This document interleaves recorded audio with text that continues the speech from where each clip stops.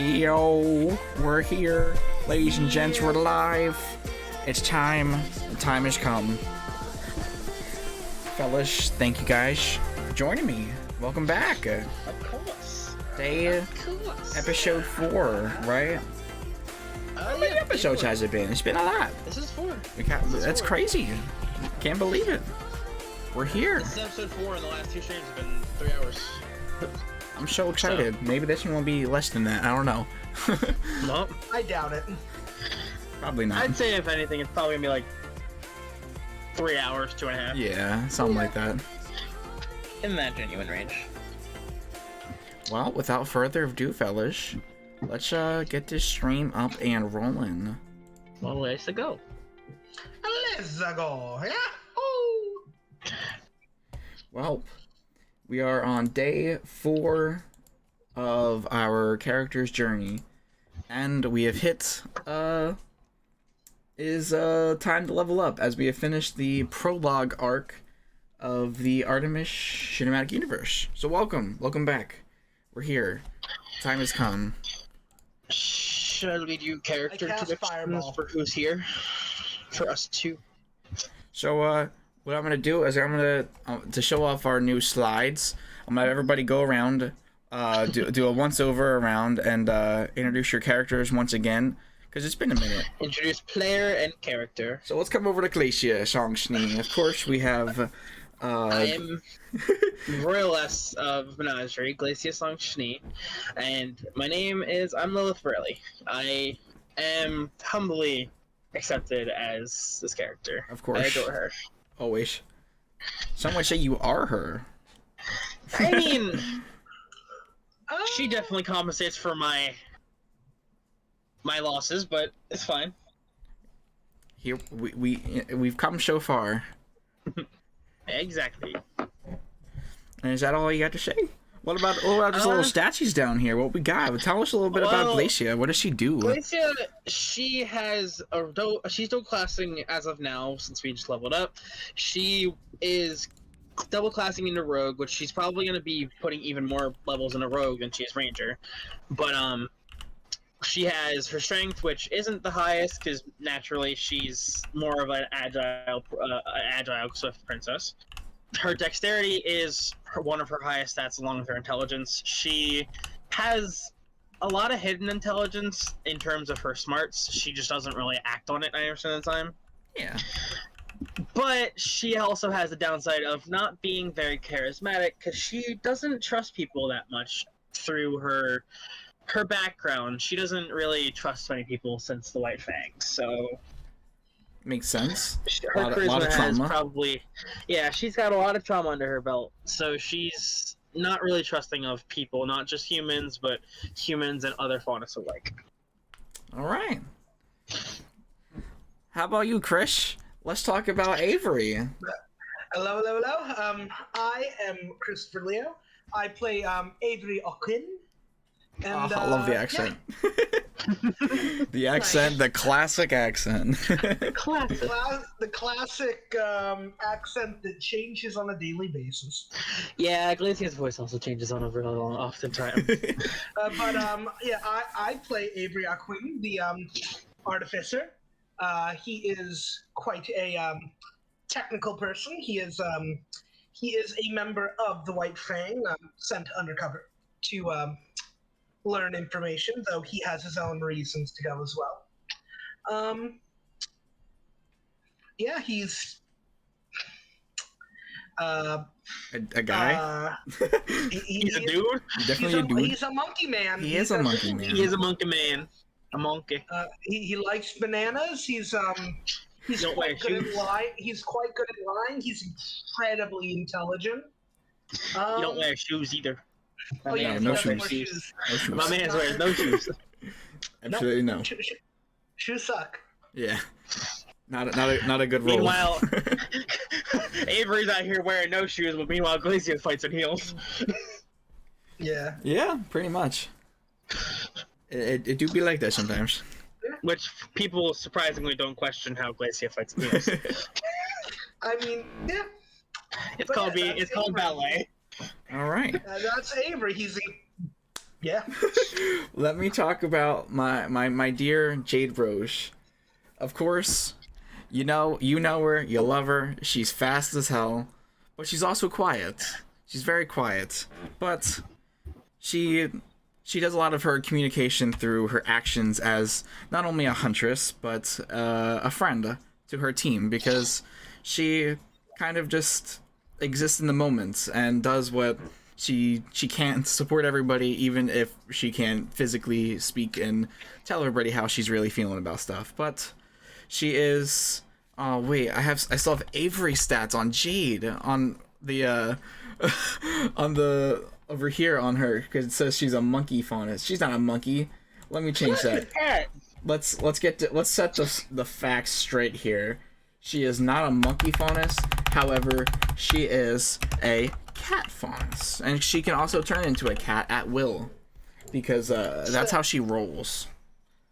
Glacia has a little pet fox that she just lets lay on her shoulders. It's also a nice fox. It is a nice fox. It's some would say the goat. Goat. The goat. And Avery has a pet goat. Yes. I can see that. I can see it. Whenever Avery gets bored, he pulls it out of his bag. He just stuck in the bag of holding. It's just the endless bag of holding. He just pulls it out. It's like, Absolutely. And it screams. It just does your natural ghost scream. Well, I want to bring it back to you really quick. Tell me about Glacier's story leading up to everything current day.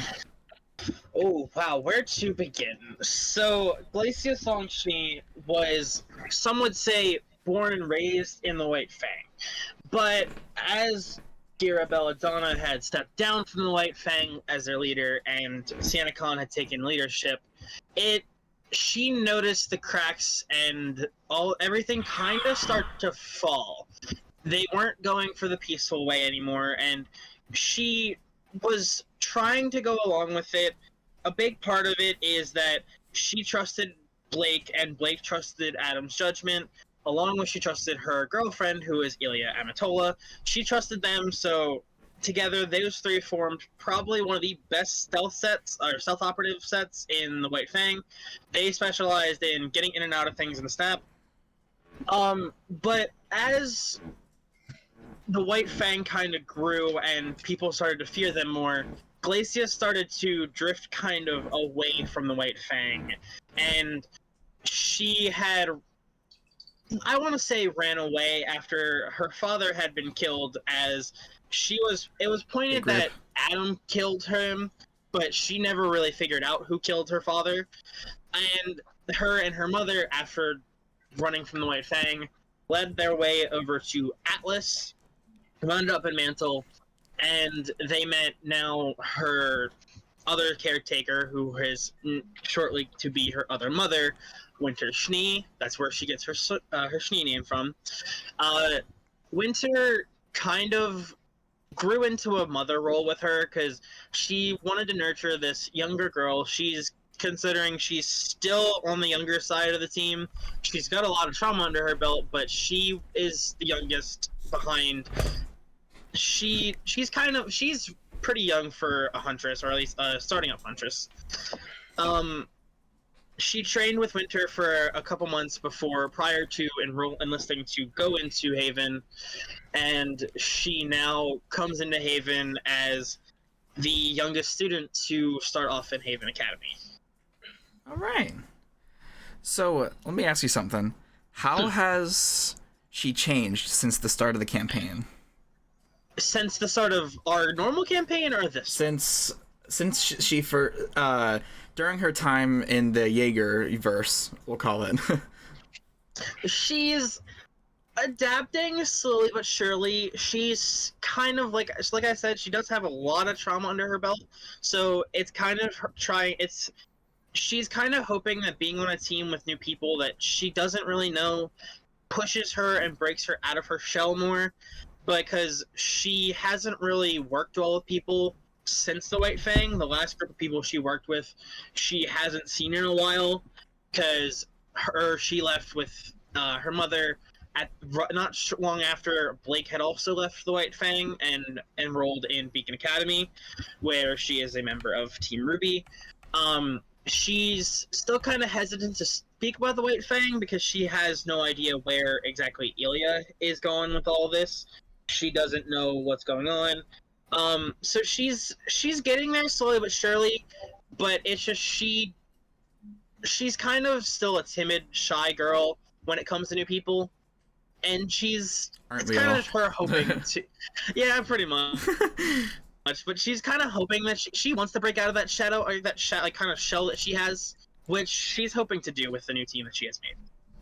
All right, Chris, I got the same question for you. How has Avery changed since the start of the campaign? Oh, how's that's all you want to know? That's my first question. Yeah.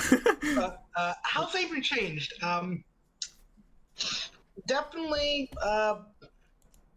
Going into this knowing about the our previous plays with Avery and his fate, he changed a lot, I guess. I definitely I put so much care into this character, and I've loved his character, but I've also always felt that his obsessions got the better of him in our campaign.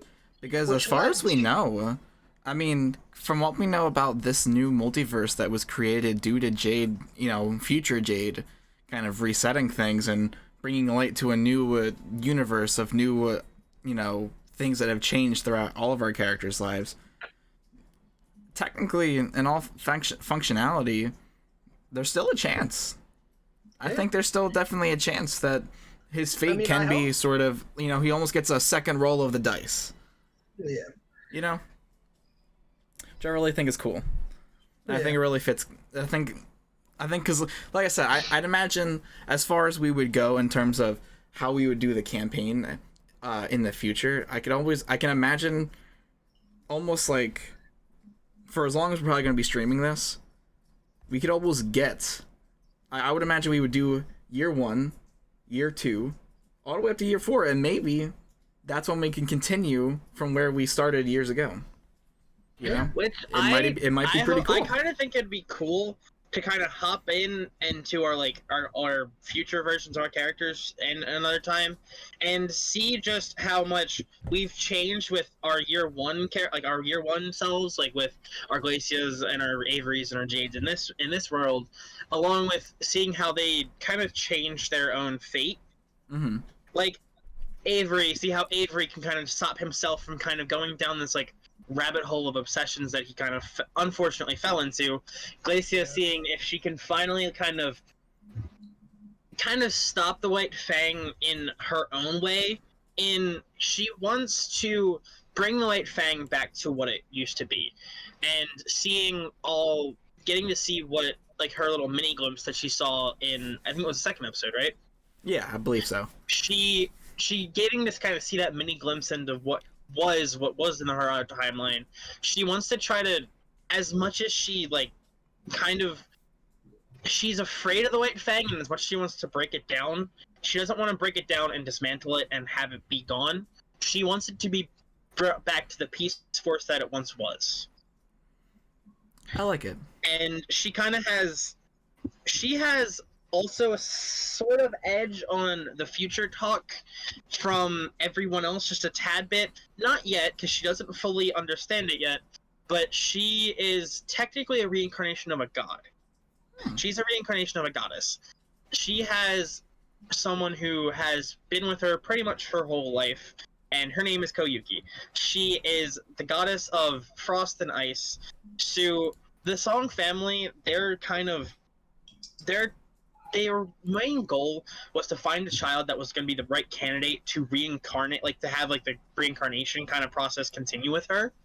Mm-hmm. And they decided Glacia would be the best. Now, in our normal campaign in the future, that is kind of what has slowly become to happen. She hasn't fully developed and reincarnated as her yet, but she is there. And the Koyuki that she has in our world currently is the future one, if that makes sense. I think it's interesting because we're going to eventually get to that point where we're going to see future Glacia and future just everybody, All of us. all of us, Yeah. because at some point she's gonna have to go back, back to where she came from, and Yeah. And there's who knows, there's only a maybe- few people that can get her back to the future. And that would probably end up being our speedster currently, our little Jade. Our little dude, a little and who guy. knows, who knows? Maybe this time Avery won't be evil. Maybe this time Avery doesn't kind of get too drawn to his obsessions. You know what I mean? Because I think that's what really fell him down his rabbit hole is he got dragged into his obsessions too much, and Yeah. his kind of his original hatred for humans. He kind of got dragged down that rabbit hole and strung along with the Which White actually- Fang. Which actually is a distinct difference with this version of Avery now. Yeah, I think I noticed that. I like it. There's not a hate for humans, but more a hate for those who choose to use and abuse faunus. Those who act in ways that are truly heinous. Those That aren't like they're not just like being racist to faunus because they're humans. They're those people who are being heinous and genuinely doing wrongdoings and like being hateful, like you said before. I think it was before in general. The Schnees, most of them, not all of them per se, mainly their father Jacques Schnee. Yeah, Jacques Schnee. he's kind of he's more looking at when you think of heinous people. Avery thinks of him. Yeah, like Jacques like Schnee that. purchases faunus and uses them in illegal slave labor, branding them and treating them Yeah. like dogs, or Treating or them like they're Little not Miss actually Malachi, human.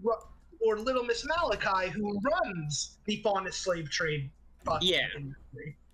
Like the people who actively stand in the way of equality, who actively go against.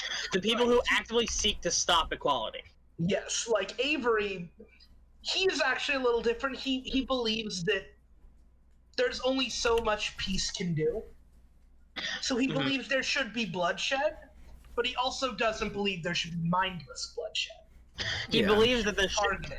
killing is it is like a valid thing at times, but just going out mindlessly killing random like humans because they're just humans and they don't happen to be faunus isn't what he's looking at. He's looking for the bloodshed that means something.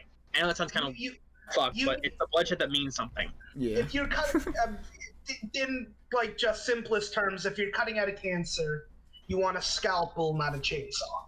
Yeah. Makes sense. Well then, fellas, how about we play some D&D? I think it's time. Let's go. get into the game. Let So- us go. Let me turn the starting stream off really quick, and we can get started. Where is it? There you are. So we open up back in our dorm rooms for the very first time, everyone together, holding hands, of course. You see everyone kind of Avery wakes is up. like- Ugh. Avery's Morning. already up. He's sitting at his desk. All right. He's got a cloak on the table, as well as this small little like belt loop, this small little device that he's like tinkering with and messing around with, and he is like inlaying some like technology within the lining of the cloak. Glacia kind of like sits up for a minute. She kind of she was not asleep. She was kind of just laying down because she didn't really have much to do. She kind of got up, and something she always has next to her bedside at habit is she has her bag next to her bedside. So she kind of something she does is when she wakes up, she grabs her notebook out of her bag, and she kind of sees her flip to an empty page, and she kind of starts doodling, just kind of drawing. You then notice, like, because I'm assuming you're sitting on your bed. Mhm. So, you then notice kind of like almost like drooping down from atop the bed, kind of. You see Jade's little head just kind of right into view. She looks up, she's like, Jade, you don't have to droop your head over. And then she just kind of goes back up. And then she comes back down. and then she hands you a cookie. She's just like, thanks, Jade. She kind of see her just put the cookie in her mouth and kind of like hold it there and watch she just starts going back to drawing. Do you realize I've been waiting to recreate this moment for the longest fucking time ever? You didn't see her kind of waving her scroll at you, and she's like, "Want to play some video games?" She's like, Jade, I have to finish this, then maybe. As like she looks down at her page and she's like, let me finish this and then show her. You see her though. You just kind of see her holding the scroll. She goes, "Hmm." Then all you hear is, "Soaring Ninja wins." Ah. And it's like, who is this Soaring Ninja guy? She's like, Jade, you're still playing that? She's trying to. So, she plays online cooperative multiplayer of. We'll call it Huntsman Injustice 2. Huntsman Fighters 3. Yeah. And she's been playing against the same player for the longest time, who's probably one of the top players of the game, Soaring Ninja. She has no idea who he is in real life, but she knows he's a freaking diabolical fiend who keeps beating her in the game. And you kind of see Glacia like you see her kind of you see her pondering spending money on microtransactions for pay-to-win aspects of the game. You see Glacia look up and you see her kind of look and she's like, Jade, do you want to spend money? No, but I want to. You kind of see her pull out her wallet and just tosses a Lien card up to her. She's like, there, go ahead. I'll only do this once. Bloop. And like you see her kind of into the phone. And can I borrow that later? Maybe. I'm trying to pull some wishes on a Honkai banner. You see Jackson? You play too? Yeah, it's really addicting. Yeah, I know, man. Because how the game works is you can spend money on microtransactions to get fucking pay-to-win aspects of the game that make you better. You kind of see her grab the card from Jade. She's like, all right, you said you were going to use it once. And you see her open her wallet and put it back in. And then you see her go back to playing again.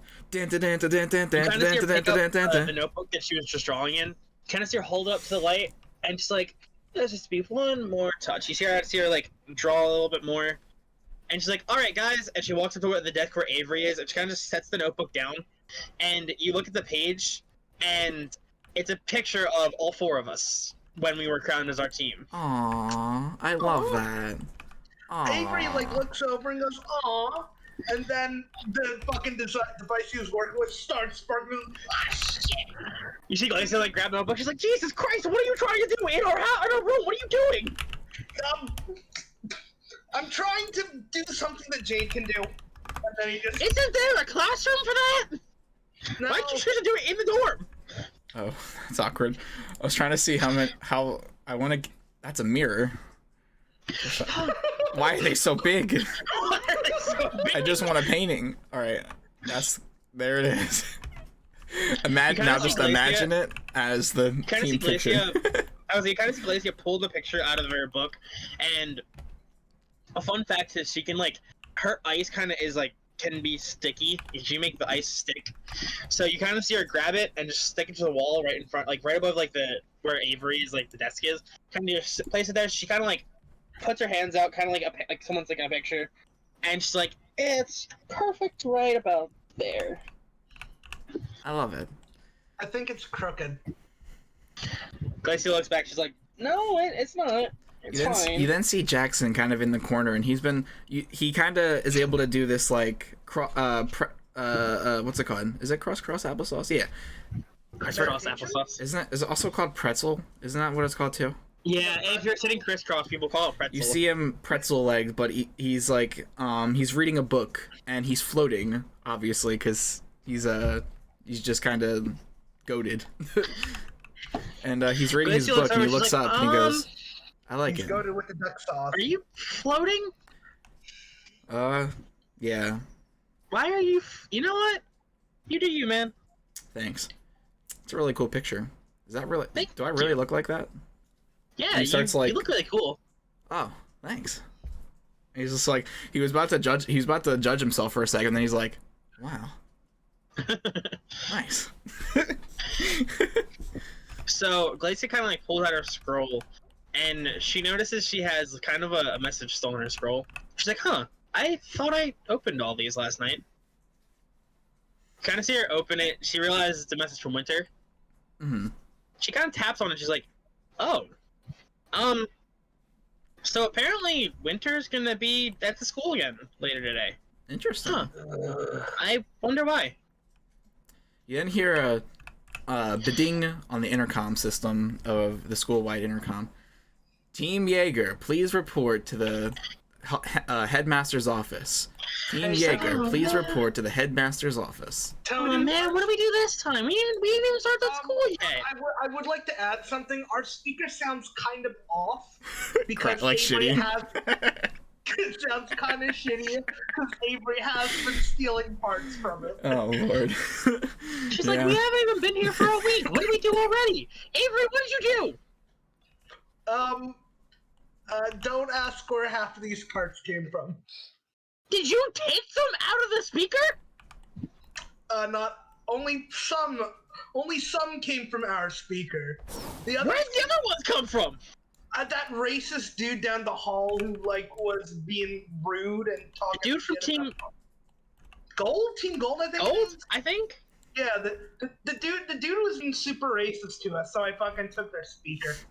You then see you, I mean, you then hear Jade say, because she is starting to train. She's been kind of training her voice more often so that she could use it, and she then just says, "Mouth breather."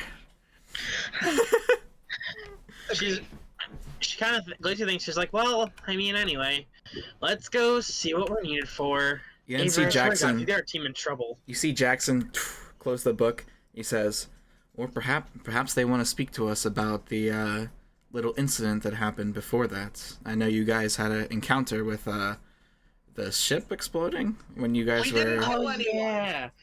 the Yeah, no, we bulkhead." didn't kill anyone. Totally not. 100% didn't kill Definitely anyone. not. Not that I remember. I don't remember killing anyone.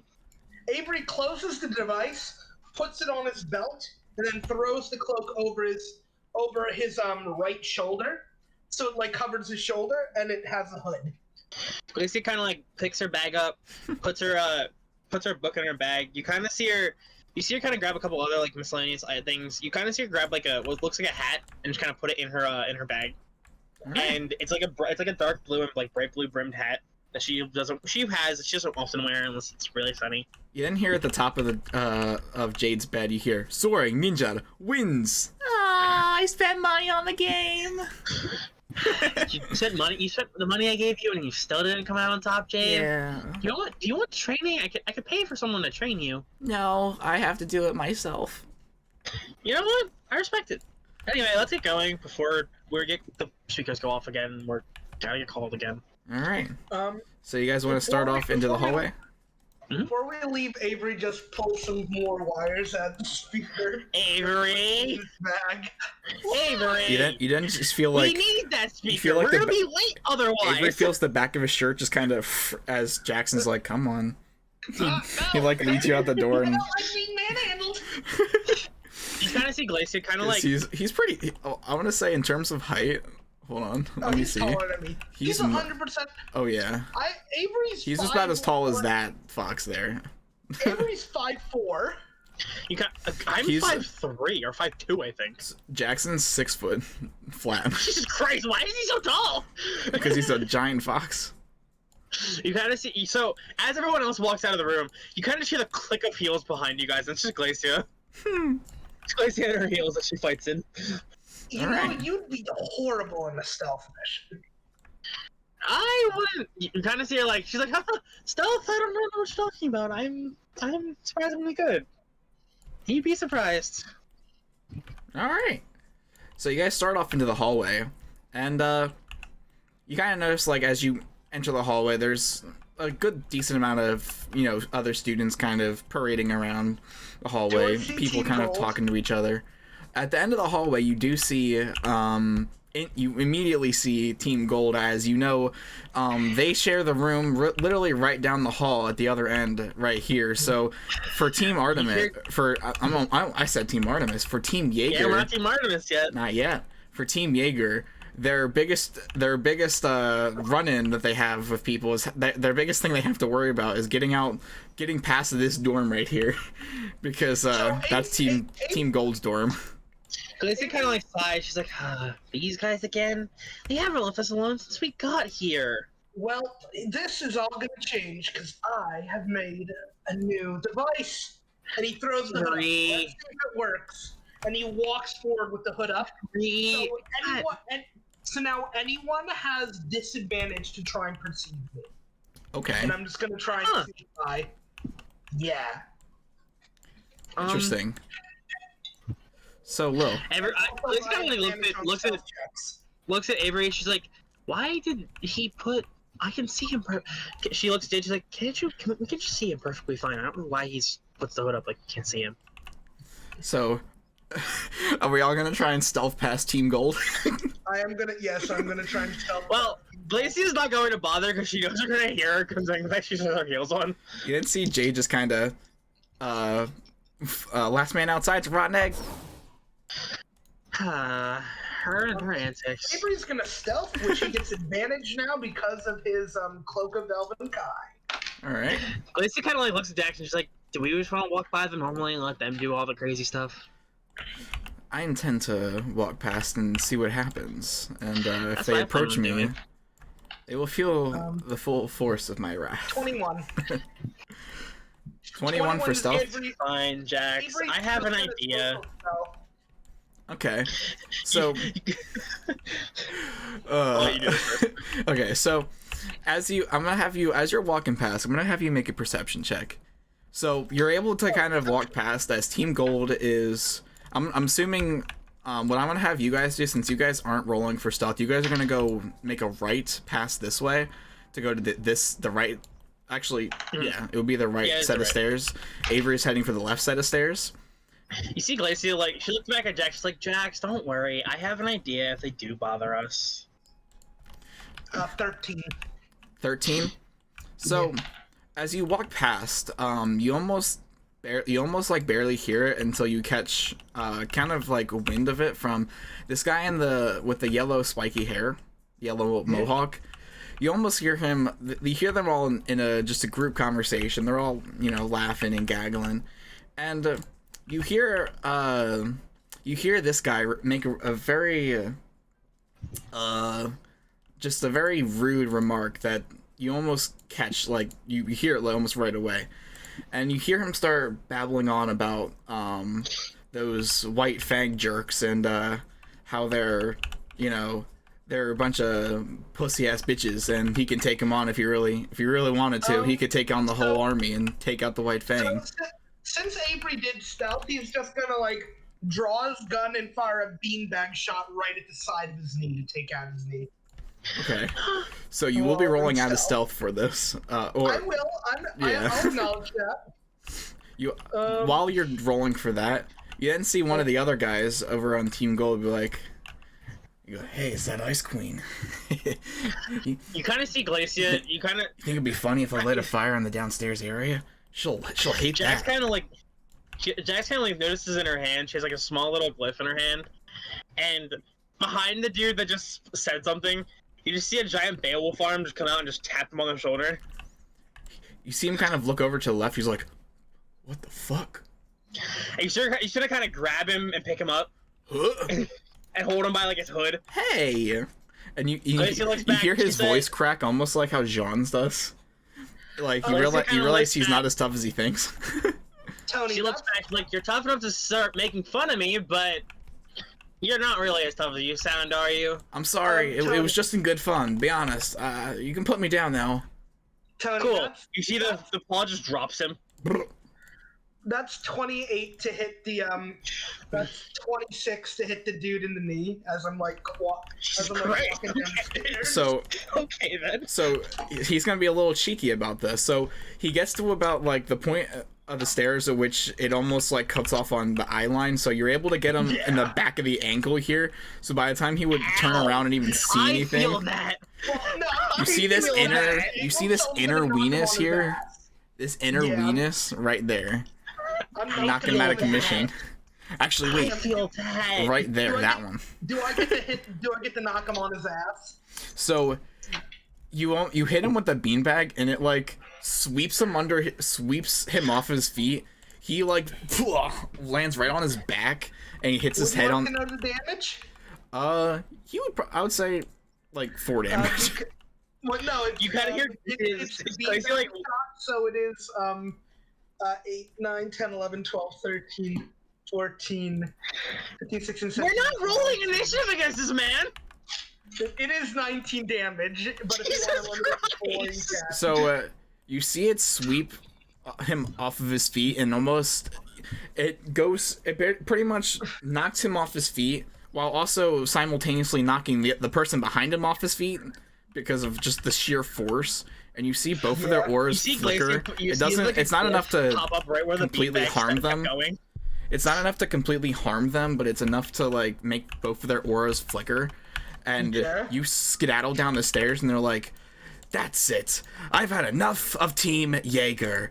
Boys, let's get them." And they all get up, and they're like, "Fuck this." And Jackson kind of grabs you, and he almost come on. He picks you up and like kind of carries you like that's not fair. carries you like almost like a suitcase, and starts running down the stairs with you. This is unfair. Why am I so why? I'm sure I know. Avery's like sliding on the rails down the stairs. So Avery's kind of, because it's a spiral staircase, so you're just kind of it's like a fucking High School Musical shit. Yeah, some shit like that. Jade's already outside. She's been waiting out here for a minute, so she has no idea what's coming out her way. Avery, you see the doors open wide. She's like, "What the heck?" And you see Avery's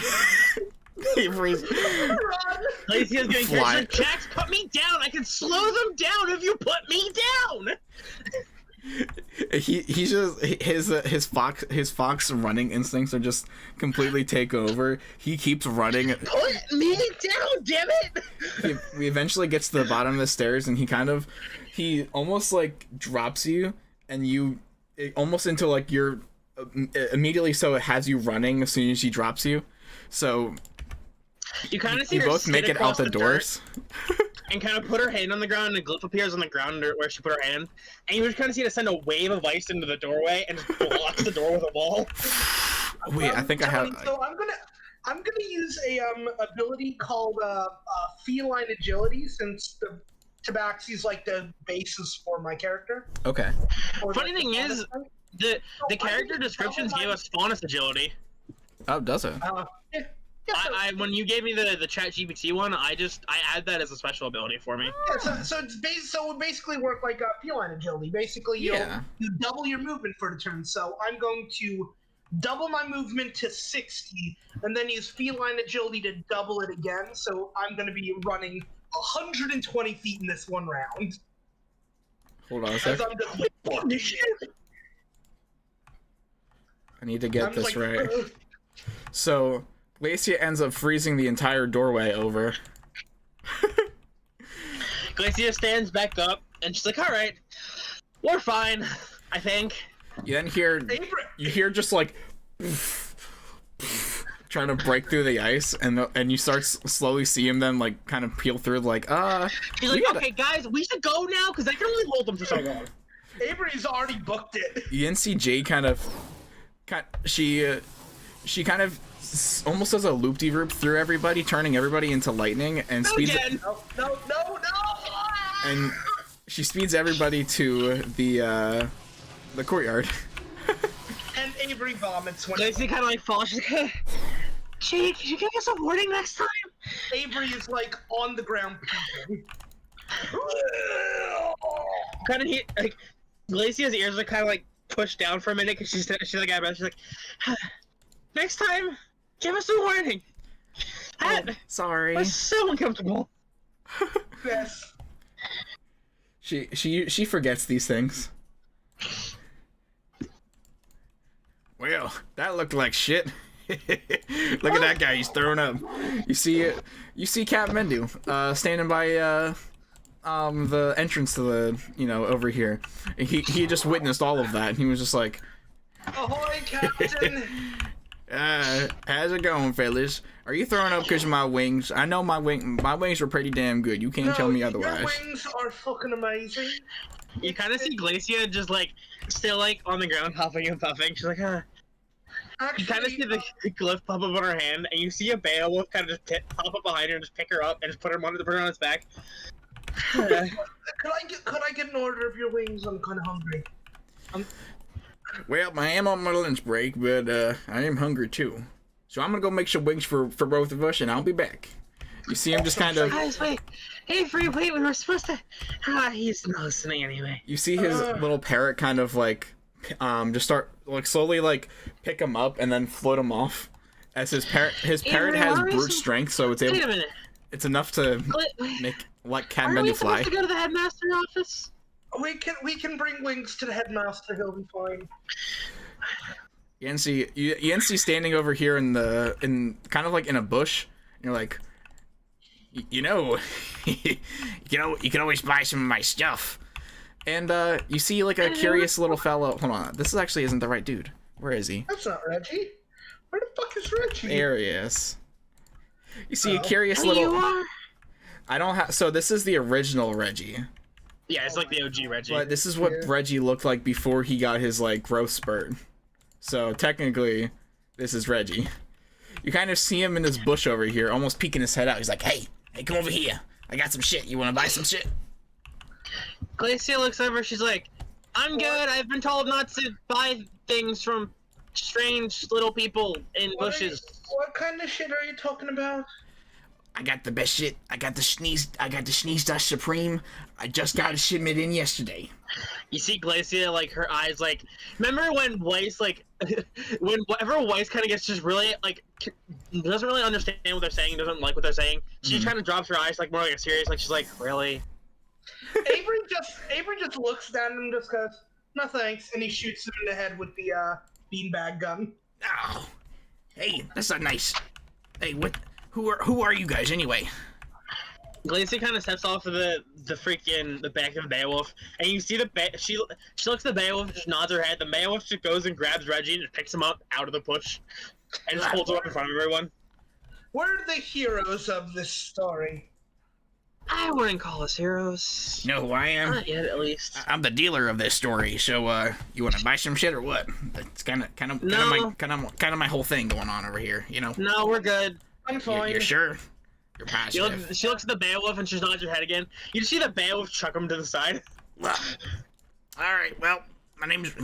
I might as well introduce myself. My name's Reggie, and if you need anything, I'll be back in my bush. You see him just kind of. Reggie, come here. I want to show you something. I'm gonna reach into my bag and pull out a small little almost like a placemat. He sets it down on the ground. Stand right here. Oh, yeah, okay. It's just gonna, like, turn me into, like, a hamburger or something? I am kind of hungry. He presses the button, and it's basically just 6 airbags underneath the placemat, and he gets launched.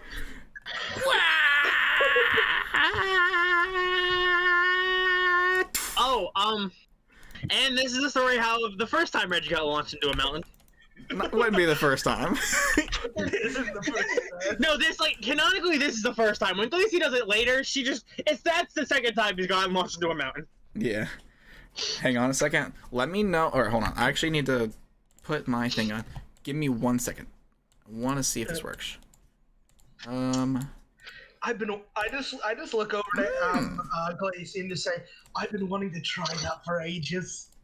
She looks. This is the one time you kind of see her you hear her chuckle, and she's like, next time let's try not to launch them too far, because we could technically get in trouble if we break someone's aura without it being in combat class. But just so you know, it was actually kind of funny. I mean, I kind of wanted to add more airbags. Bruh. More? Yeah. He's already over in the rocks in the next to the door. And you want to add more? Yes. You then hear a bing, bing. Team Jaeger, please report to the headmaster's office. Yes, like they were scheduled to several minutes ago.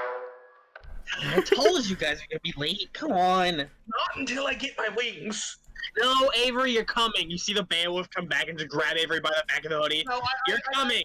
I just text Captain Bendu, bring the wings to the principal's office, please. You then see Jade kind of like a light bulb goes off, and she goes, "Wait, that's wrong." She comes back with the wings, and she starts eating. She already ate 4 of them, and it's a 10-piece. Grace looks at Jade. She's like, you know what? It's good that you're so fast. The Beowulf kind of just drops Avery. At this point, Avery is now going to climb on the back of the Beowulf and ride it. Bet. Like swing. So, hey, Chris. Yeah. Roll an acrobatics check. Oh God. Because you're gonna fall off the back of the Beowulf. See how you fall off the back of the Beowulf after it disappears. Do I get disadvantage because I'm eating wings? Yes. That and because you also don't know it's disappearing. And the disadvantage is mostly because when you eat wings, typically, like especially boned wings, not boneless, You're using both hands. Your fucking both your hands are completely tied up, and you have no fucking control over it. And they're just filthy. They're full of wing juice and shit. 9. Yeah. So you see that the Beowulf kind of just fade into like blue and white particles, and you just kind of fall and you drop the wing and you fall to your knees. She's like, you probably shouldn't have hopped on the back of that. You then see Jade just drop to her knees, devastated, and she's like, "Not the wings." He's the one who tried to eat. He's the one who tried to eat on top of my Beowulf. But the wings. Fine. You see Glacier pick it up. You see Glacier pick it up with the glyph and like wipe all the dust off of it with the glyph. There. You happy? Yes. You're a lifesaver. I offer Jade another wing. Steals it. And you notice when she took that one, she took 2 more. Motherfucker. You're down to 3 wings left. You already made me lose my lunch once today. I thought it's not even lunchtime yet. Lunch is whenever you feel like it. Yeah, Pretty much. Right. That's a good point. Let me add. This is the first time we've been in this office with a real Ozpin, sort of. And even though it's Oscar Ozpin. Doesn't matter. Oscar. How fucking Avery says it. You don't look like an Ozpin. You look like a Timothy. Timothy? Timothy? Like Timmy Turner? You don't look like Ozpin. You look like Timmy Turner. You know what this is reminding me of, boys? This is reminding me of the first episode. Technically episode 2 of the Artemis Chronicles. Good times. When we got our good old friend Icarus. Yeah. So, you guys eventually enter Ozpin's office. Or, technically, it's Headmaster Theodore, Lionheart. Lionheart. I literally said Theodore because that's the Vacuo. How do I know the Vacuo one more than That's really sad. You know Lionheart the is one Headmaster more than you know Lionheart? One unmemorable fucking character. I'm gonna be honest. He was in V9 and had no lines of dialogue. Like, yeah, he really did. He had like 2 seconds of screen time and didn't have a line of dialogue. Well, he's gonna remain unimportant in this scene too, because I don't feel like playing him either. He was kind of a not good character. He was just not. Yeah. He could have been. He had so much potential.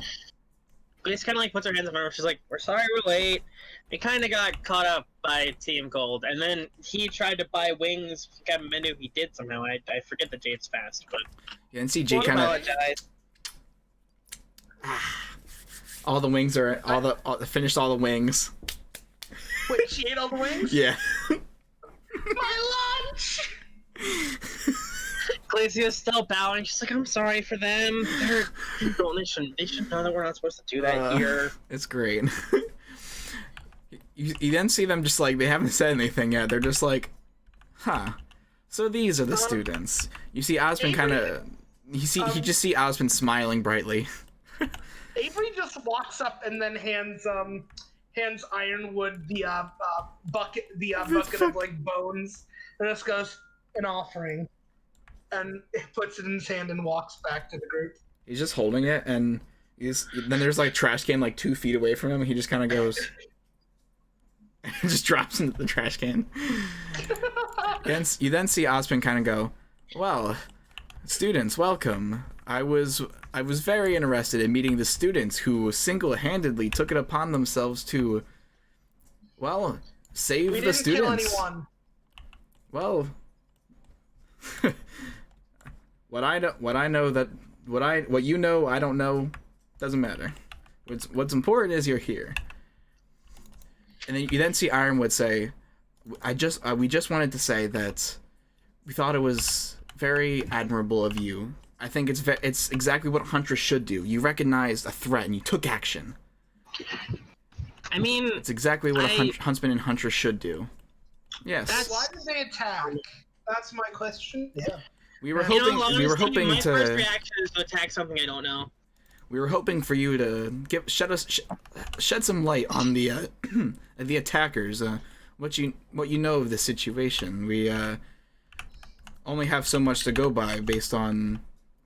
There wasn't much of us to find once we got to Freetown, but I see it kind of like tilts her head. She kind of like raises her hand. She's like, headmasters, or I don't know what to call you guys.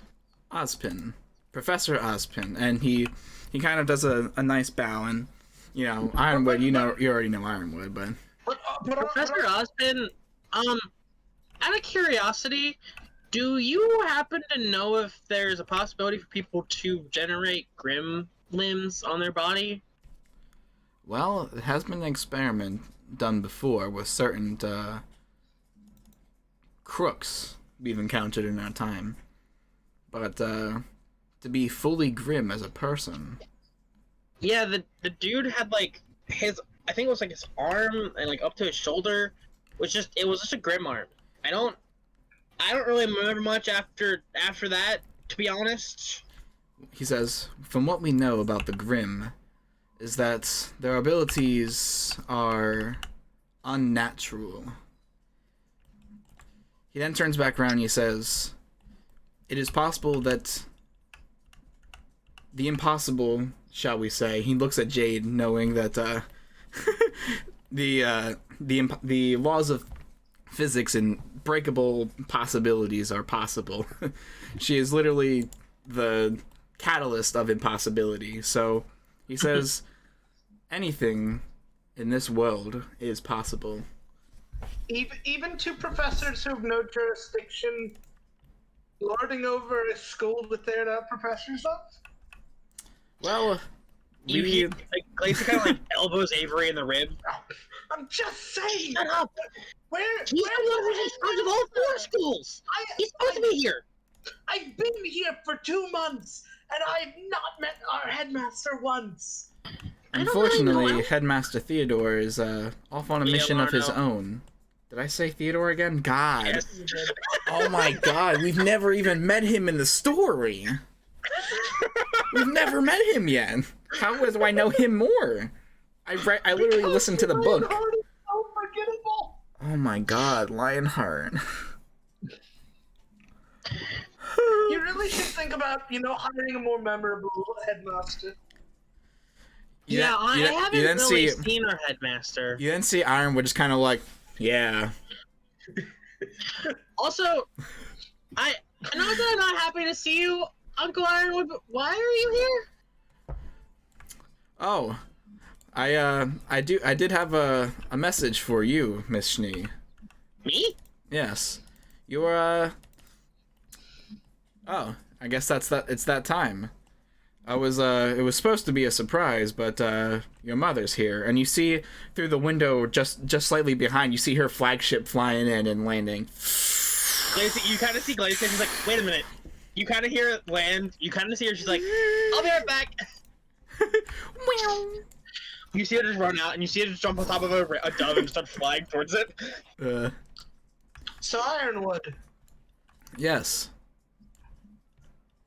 You are Avery Quinn, am I correct? I Avery Quinn. I must say, I do admire your creativity, especially in the field. It was very admirable to see you MacGyvering whatever you had at your arsenal to build what you need for your scenario. It's quite impressive. I'm a tactician of sorts. Not tactician, a technician. That's it. That's the word. I see. I'm surprised you didn't enlist at Atlas Academy. I mean, honestly, I'd rather not be associated with a city that lords over its poor like they're gods. Yes, Tony. I understand. We get a lot of that, unfortunately. You then see, you see Osmond say, though we have, our efforts are in search of equality for humans and faunas alike, and every day there are people out there working to bridge that divide. I mean, I have an idea. I do have an idea that could fix your whole Tony. equality with faunus thing. I mean, We all are you really very have open do is- to anything. Tony, after they say the equality with faunus, you see Glacia just kind of dragging Winter into the room. She's like, "Yeah, no, I'm really." You kind of see her just like stuck to her arm, and she's like walking into the room. She's See like, "Yeah, no, I didn't know you were coming. You just sent me that anonymous text, and you didn't say why you were coming. You just said you were coming. Can you give me more of a reason next time? I want to know why you're here. I'm happy you're here, though." I look over to her and I just say, Winter, just coldly. She just kind of looks at you, just gives you a simple nod, and she says, "Well, I came here to get you and Me? your friends, pretty much." She looks at her skull. She's like, "Wait, what's the?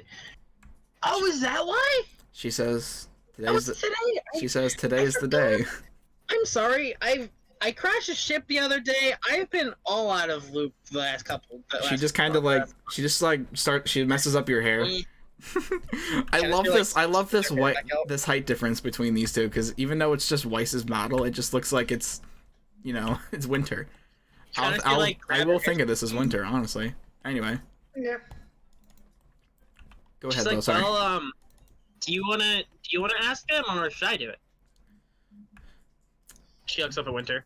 She says, "Team Jaeger, that's what they call you? Yes, that is exactly what they call us. I would like to invite you all to my wedding day. Back in our new home of menagerie."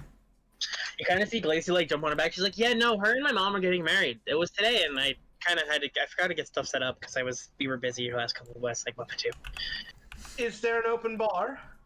Of course. Um, It wouldn't be yeah, a party if it wasn't. Excellent. You Because don't check I will- IDs, right? You hear Jackson say, "I will be humbled to join you at this festivities of love and commemoration." You didn't answer Glacy my like looks question. over her shoulder and looks at Jade. Jade, I you can't gonna wait. come? You see Glacia kind of hop back off of Winter's back. She kind of stands up. And she's like, "All right, Team Jaeger's first official mission: go to the wedding of my mother's." Yay! She goes, "Wait, I have to go pick out a dress." Are And you there's carding at the bar? There's what now? I'm sorry. Are you carding at the bar? Please. It's not a law in menagerie. Underage drinking is allowed in menagerie. Hey! She's like, "Oh wait, did you and Mom get my dress ready over at What's Belladonna's? Is that where it is? Because I would assume because Callie really likes making my dresses for some reason." Well, I had it custom tailored, so of course. Yay! But I wanted to make sure. She then takes a ruler. She goes, She's like, and she kind of like puts it against your forehead, like, like, what'd you do that? What was that for? just checking. Really? Checking what? She's Okay. fitting you for your veil. It should fit. Okay. Okay, then we'll figure out when we get there. I have to go pick up a couple of things, so I'll be back in an hour. Okay. Meet me in the Awesome. courtyard. Don't be late. If you're late. I wouldn't miss this for the world. She then starts slowly taking off the glove, and she would. I'm just kidding. Fucking. She kind of You see her Glacia kind of smile. She's like, I wouldn't want to miss this for the world. I've been looking forward to this. I'm sorry. I can't believe I forgot. She goes, I'll be back now. She goes, be well. Okay. And you see her, bye. you see like almost like a dove faunus, like a bunch of like a fleet of doves kind of pick her up and whoosh, take her away. Bye. In the most majestic way possible. I just lean over to Jackson and say, I'm gonna get so hammered at this wedding. And then the device that Avery was working on just starts sparking on his belt. Ah, shit! Oh, shit. Well, students, I won't take you away from a precious time. I just wanted to commemorate you and see if you had any information on the ne'er-do-wells that had the audacity to attack a huntsman freighter. I will say you have to be very careful. Because they're very squishy, apparently. Because, like, apparently a sound grenade used for crowd control will make them explode. That doesn't seem possible. Well, unless some people are, well, sensitive to certain sound waves and decibels of volume, they could cause internal combustion. This was a crowd control device. You kind of see Well, Glacia's the little crowd was fox come controlled, next wasn't to it? her. Glacia's fox comes up next. She's like, she looks down. She kind of like walks up. She hugs everyone. She's like, "All right, I'll see you later." And then she starts running out. She runs back. It's like, well, Oz, I do as well have some preparations of my own. I'll see you there. Good day, Ironwood. Glacia's going back to the dorm because she's getting her hair like she's prepping her hair just so she knows how she's gonna do with it when she gets there. All right, students. But you know, yes? Sorry, go ahead. I just want to say, you You look like a Timothy. just curious. It seems that I'm a fan of history myself. Seems that you've been the headmaster for far longer than any human should be headmaster. Well, it was I was the youngest of the headmasters to be elected, so I've been in office for a very long time. But a very long time is not an inhuman amount of time. Well, because in a way, because I mean, as far as Aspen, even though, because he looks old. I get like with the because this is white hair Oz, this isn't Oscar Oz, Yeah. but Yeah. I mean, as far as his normal form, there isn't anything about his form that gives away that he's like lived an inhuman amount of years. Like he looks like he is aged normally and is. Yeah, well, I'm saying like based off of records, like historical records. Valid. There has been an Ozpin as the headmaster for like hundreds of years. Well, not necessarily. He doesn't go by Ozpin. Like, Ozpin isn't the same name. I'm not sure. Well, it's always a name with an O. That's the thing. Like Ozma, It is pretty. Oscar, Ozpin. Like, Yeah. I'm assuming that trend continues. I would say he then says to you, he goes, coincidences. Coincidence. Yeah. Oh, so I guess I just have Tony, one of those faces. You see, like, a I little won't take dove up much fly of your into time. I'll let you see go a on little with your dove day. fly into the door and land on Jack's shoulder with a note in its feet.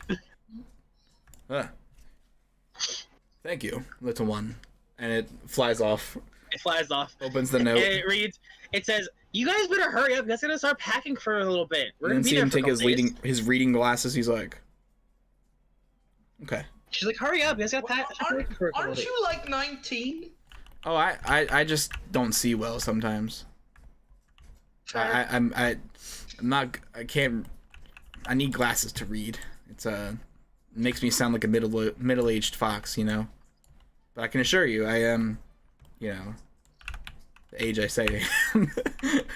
So you eventually get back to the courtyard, and Those two get to the courtyard. They already see Glacia just there with her suitcase, like kind of just sitting on the wall, like leaning on the wall, like kind of bouncing on the balls of her feet. You see these two kind of get, meet back up with you. Jade's still not back yet. She's like, geez, guys, why are you guys still aren't packed yet? What the hell? I literally just pat my satchel on my side that never leaves my side and say, I'm always packed. He goes, I don't get it, but cool. you see Fox says, well, I pack a Bible and 6 toothbrushes, so I'm good to go.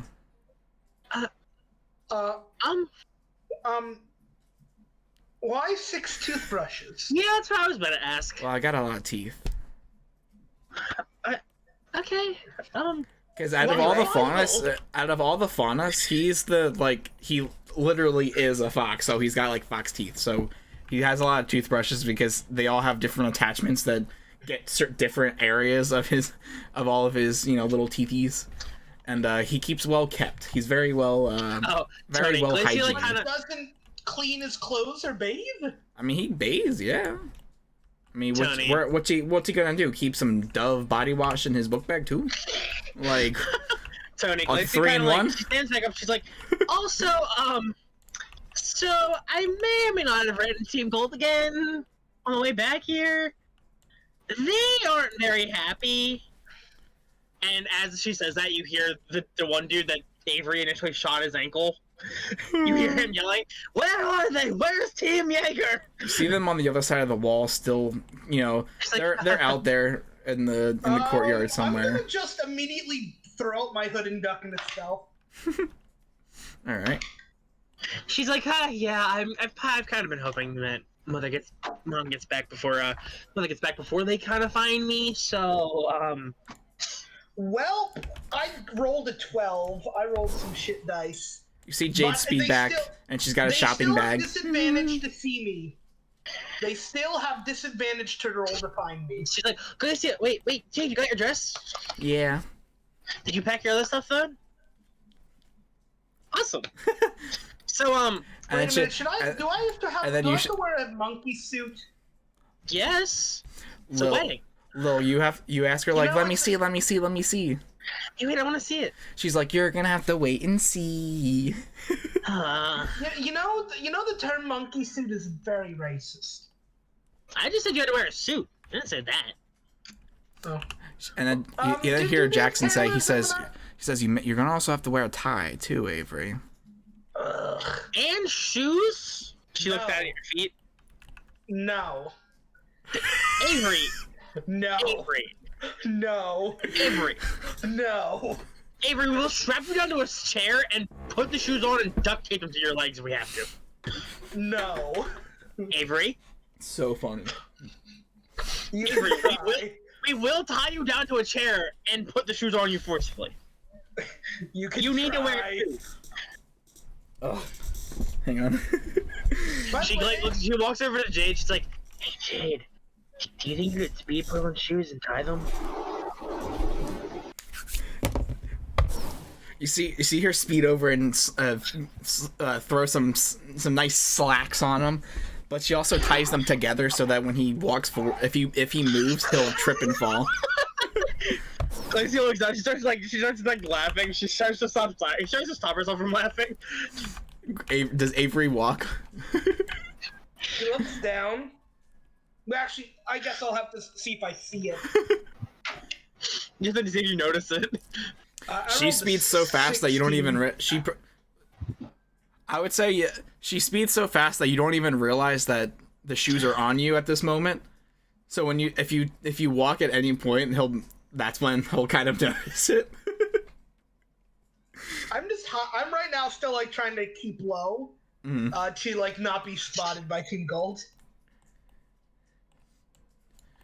You see them kind of like you can almost like spot them in the crowd, and it almost looks like they've kind of given up their search, and they've kind of taken refuge by their favorite little corner where they like to hang out and look popular.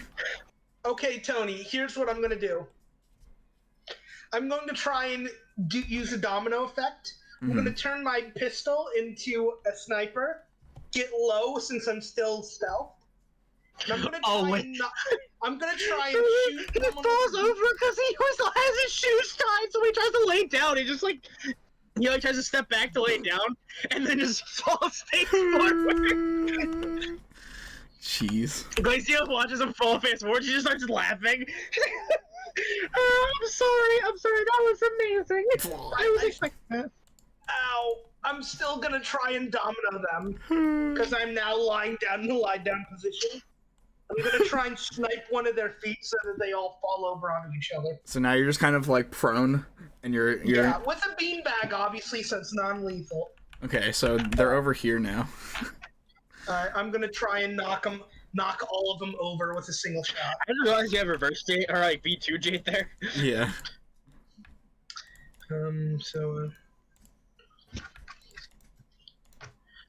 So that's a dirty 20 to hit.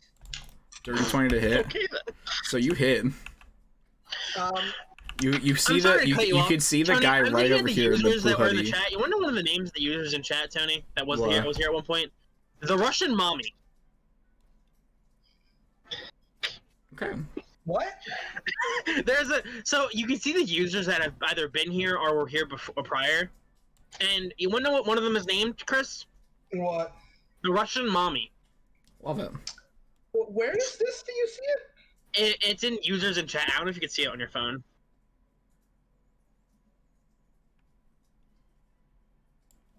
It's fine though. I just find it fucking hilarious. Yeah. All right. So do I knock them all over? So Just domino effect. it doesn't domino effect because of the way you're aiming this way. You can actually, well, you see that Talon over here is kind of in the way. So the only person that you can really see out of that group is the guy in the blue hoodie. Oh, So you're able to hit him. Yeah. Same so dude.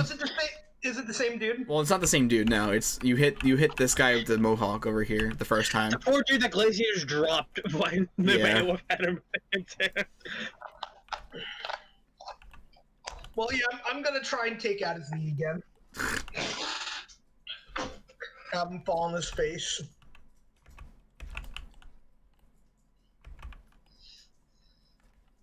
What you got to roll for that? I rolled for it already. Oh, Dirty what'd you 20, roll? remember? Oh, dirty 20? Dirty 20. Okay. Yeah, So 19 damage. So, so as you do that, you then see as he slowly turns around, and you get a clear shot at his back ankles, and then you notice that there's someone directly behind him, and it's Reggie. Oh no! So then you get him right in the inner weenus, and it knocks his legs out, and he tumbles forward and face plants onto Reggie. I'll get Reggie. And Tony, then can I change how I shot then? no, wanna because change it. I want to say It's already no, happened. only because it already happened. Well, it's still gonna tumble, but instead I want to skip it off the side of his ankle and hit Reggie in the nuts as well. I mean, if it goes through, realistically, it would be like. Because there's a clear. I can literally see. I can see his belt buckle. So yeah, I'd say yes. God. That's a yes. So the one falls over onto Reggie as Reggie gets nailed in the Okay, nuts. so I'll do you one better. So, he falls over, gets Reggie in the nuts, and almost like looks from what it looks like to other people in the area, it looks like this guy tackled Reggie, and then Reggie gets back up and he goes, "What the hell, man?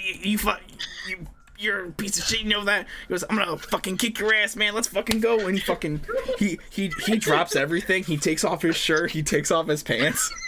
He's in underwear and socks. And he's like, I take off the shoes that Jade put on me, and then I just run up, guns put away, and just go fight. "Oh Lord." Glacia leans down to Jade again. She's like, Jade, just make sure you get the dress shoes on him at the wedding, please. So everyone gathers around, and you see Reggie kicking the shit out of this blue guy. He's like, "I didn't even fucking do anything to you, man." He goes, "Yeah, you trying to fucking square up on me, man?" He's kicking his ass. He's so small, like he's so limber against this guy. He pretty much kicks the shit out of him to a point he gets aura break, and then he's almost like choking him out. And then you see the headmasters come in and be like, "That's enough." You see it just like lift. Everyone Reggie clear out, backwards into clear the out. headmasters. You then hear Osmond say, he goes, "Everyone clear out. There's a fight happening in the auditorium with better seating and popcorn." And I don't want to go to that though. I want to wait. I look over Glacier. Do we have time? She looks at her. She pulls her check the watch, and it's getting pretty close. Not really. She said to be here in an hour, and we only have 10 minutes left, and I don't know. That place probably gonna take a lot longer than 10 minutes. You see, everything kind of calms down, and everyone kind of goes back to doing their thing. Can I stealth behind Reggie as he's walking away? Sure. Okay, You see him putting his pants back on. He's. I'm gonna slip something in his pants as I. I'm gonna slip a smaller handheld, a smaller basically. I'm gonna put a like an airbag in his like ass. Oh God. In his pants when he puts them on. Okay, so when you do that, time sits down, he's gonna get launched up with the power of a single airbag, which is still a lot of power. Yeah. So you see him walk off, and he kind of gets out of view for a little bit. So we'll come. So what's it called? As you kind of start making your way back, all you hear is. You see him fucking fly off again. Right in front of where Winter's gonna land. So she guys see Glacia. She like walks out. She like pulls her tail around. She kind of sits right next to her, and you guys kind of see her like sit on the bench and just wait with her suitcase right in front of her. And you kind of sit. You sit on the bench where the Summer Rose statue hasn't been erected yet in this point in time. So. Why you say it like that? Well, that's how you. How you say it. That's the terminology you would use for erecting a tower. It is. Avery's just gonna be like, okay, I'm bored, and he's gonna reach into his bag and he's gonna pull out a full inversion table. Avery, what the hell are you doing? I'm trying to crack my back and like chill out. He locks his ankles into the inversion table and he just flips the inversion table upside down, and he's now just hanging upside down doing crunches. Alicia kind of like pulls. She's like, you realize that she opens her suitcase really quickly. So you realize she has like a different, like her normal notebook is normally like it's like a darker blue, but you notice she pulls out like a nice like pristine like bright blue one that she has. You notice it open, and you notice that it's a bunch of different pictures of like her old family, like her family members, her sister, Ilya, Blake. You kind of notice how like it's all just the really important people. And you notice her flip to a blank page and start drawing.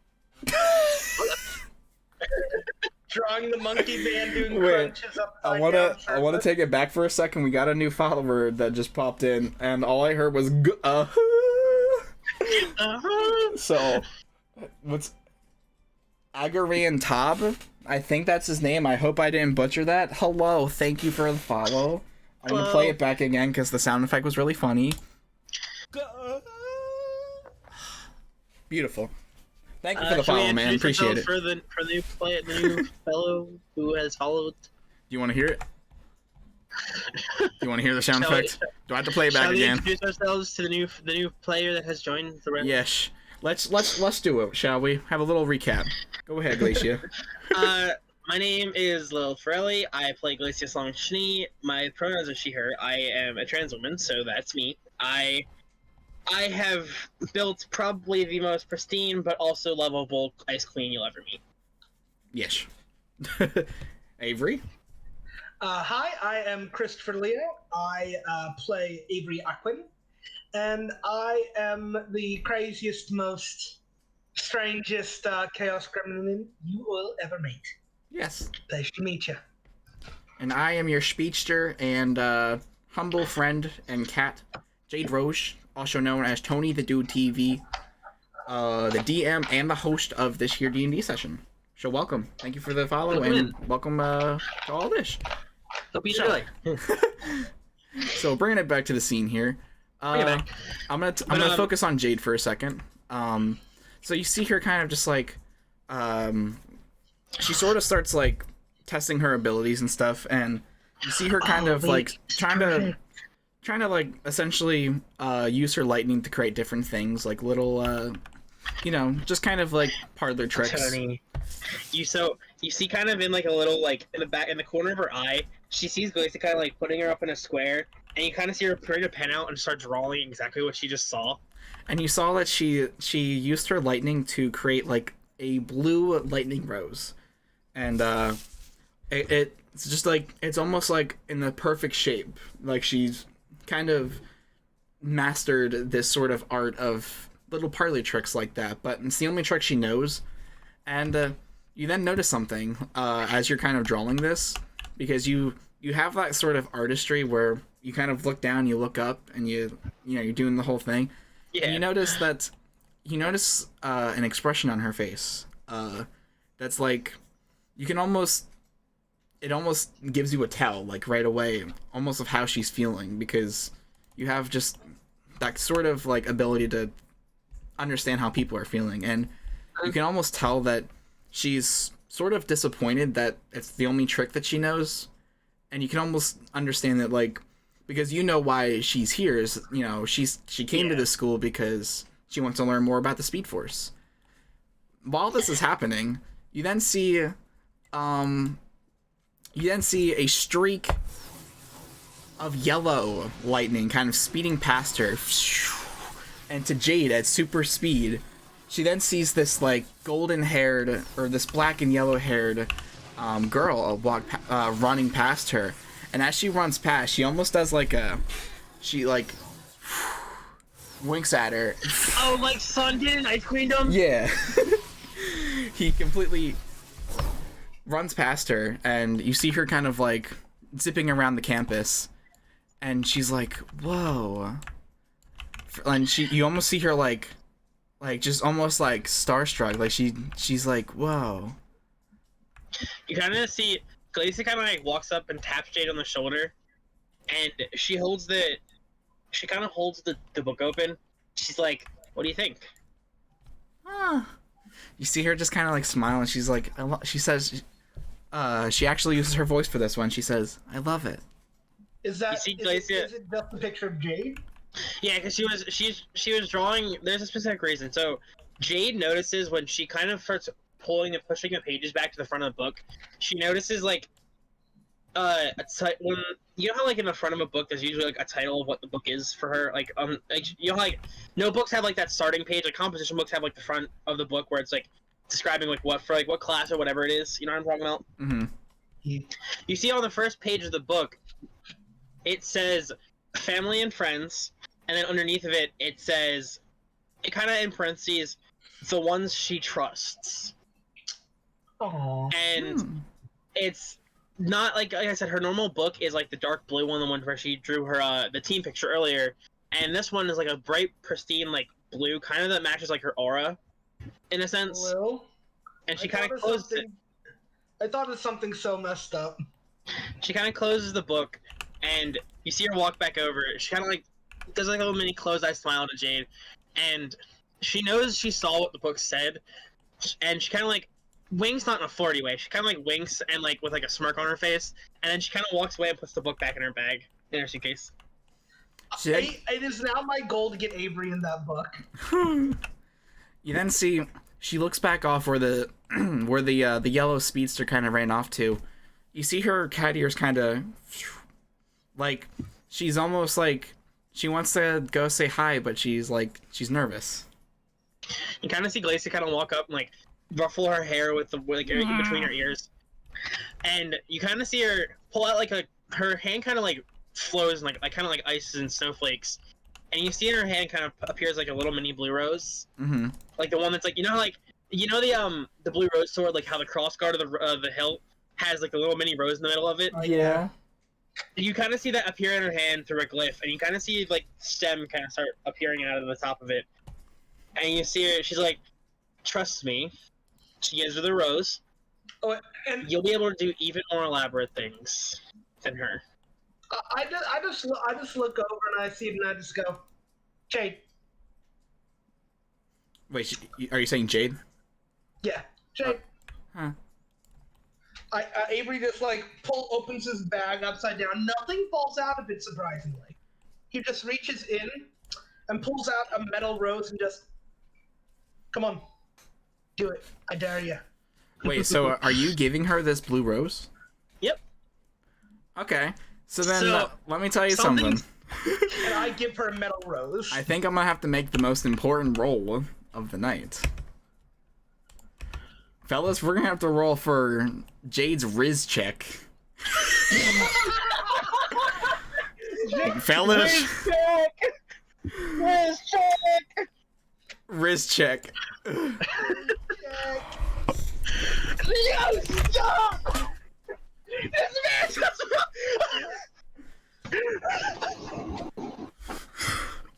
Let's go. There's no way. Man rolls a fucking nat 20 on a Riz check!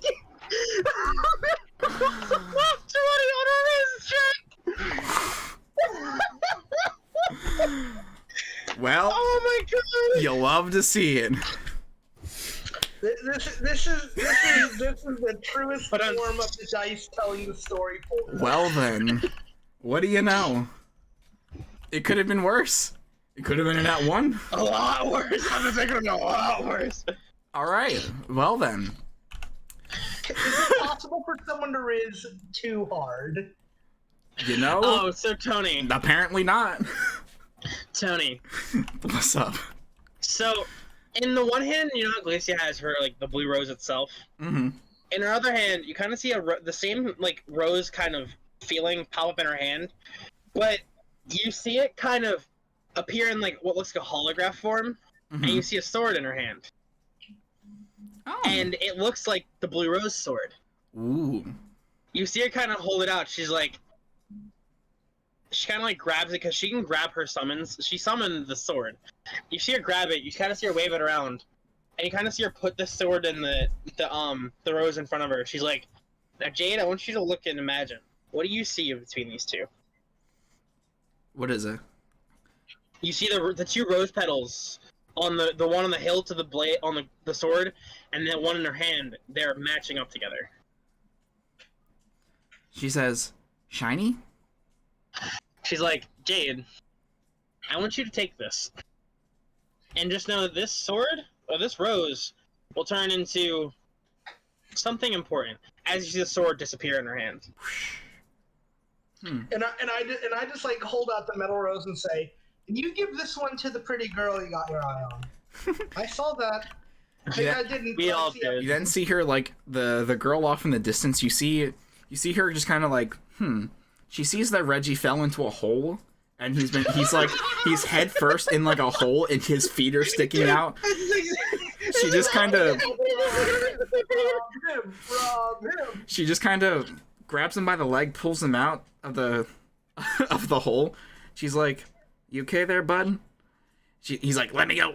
He goes, I'll give you money for it." She goes, "Nah, I don't want your money. I do want your stuff." She just starts pickpocketing Reggie. And he's like, "Oh man." He's like, "You know what? I'm just gonna go lay down. I'm gonna see you guys later." Reggie goes home. Lacey she elbows Jade for a minute. She's like, "I see you."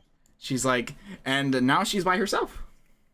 So, with her natural 20 wrist check, she takes the blue rose. What? No. Glacia looks at Avery, and she looks at Avery, looks back at Jade. She's like, they both grab Jade and kind of start walking her towards her, and she just set her down right closer to her. She's like, "You go. We'll be in the courtyard." And they walk back to the courtyard. You then see her, she goes, "Okay, I can do this, right? I can do this? I can do this." You see her use the Speed Force, and she, I lost Jade. Oh, she's over here. I found her. You see her. Times you've lost Jade. You sort of kind of, so, she kind of, after tossing Reggie and he runs off, she's like, "Well, free $20. Puts the wallet away. Free 20 million. And when she looks back up, you see Jade kind of speeds in front of her, and she's kind of like, just kind of looking at her, and she has this blue rose, and she goes, "Hey, you're a speedster." And then she looks down at the rose and she says, "Is that for me?" And Jade kind of is, you know, she has to do what she can without being able to The speak. silent Riz. But The silent Riz. she kind of holds it out to her, and she goes, she holds it, and is it like a real rose? Like is it? So can she like smell it and has like a nice, lovely? What is What it? it is, Can is you like- describe what it's like? How beautiful and lovely it smells like? It smells really nice, but you also get the sense that it's a rose, all right, but you kind of get the whiff that it is an ice. It is ice. You could feel it. It's cold. Cold. It does, but it does smell like a normal rose would. It smells it's- cold. You do feel like the coldness kind of hit your nose a little bit though when you smell it. So she smells it and she goes, "It's cold, but oddly warm." She then reaches out her free hand. She says, "Misha," and Jade just kind of like looks at her hand for a second, and she's like, "Right," and shakes her hand, and she goes, "You know, you're kind of cute. I like you. But are you fast enough to beat me in a race?" She then kind of like, she sparks blue lightning. She goes, "Blue, huh? Blue versus yellow. Let's see how fast you really are." And you then see a trails of blue and yellow lightning speeding throughout the campus. And let's just say they're hitting it off really well. Lacey kind of like nudges Avery. She's like, "I think it worked. I think it did too. I think it worked." It's that, or they're fighting at super speed, and I can't exactly tell which. I don't know. Glacy kind of looks at all the streaks of yellow and blue going back and forth. She's like, I don't know. Just the energy that's coming from the streaks doesn't per se count as an actual battle. I don't know what it is. I just feel it. You then I see think them. it's more of a wrestling match.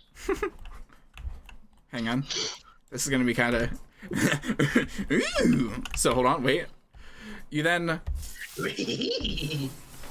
I lost. Okay, I almost lost them again. They speed over to the tree where they met Icarus in the future, obviously. But you then see that the girl in yellow tackles Jade and kind of pins her to the ground. She goes, "You are fast."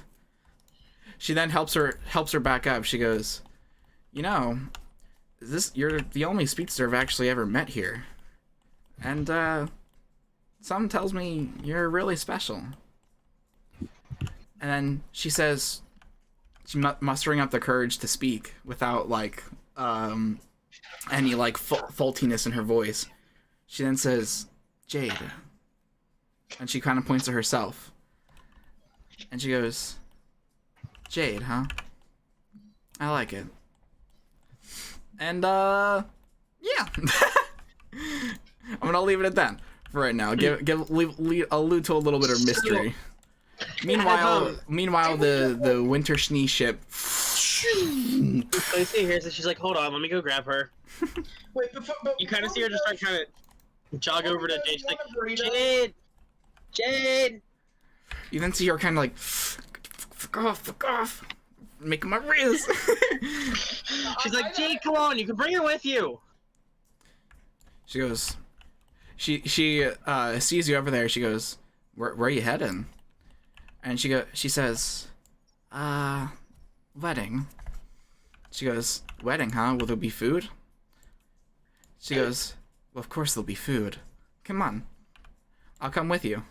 She goes, really? Like excitedly, and she almost forgot that she couldn't speak, but she then she kind of like looks back surprised over with at herself. Glacia.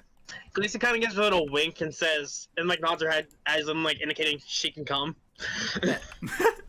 So I just called to Glacia.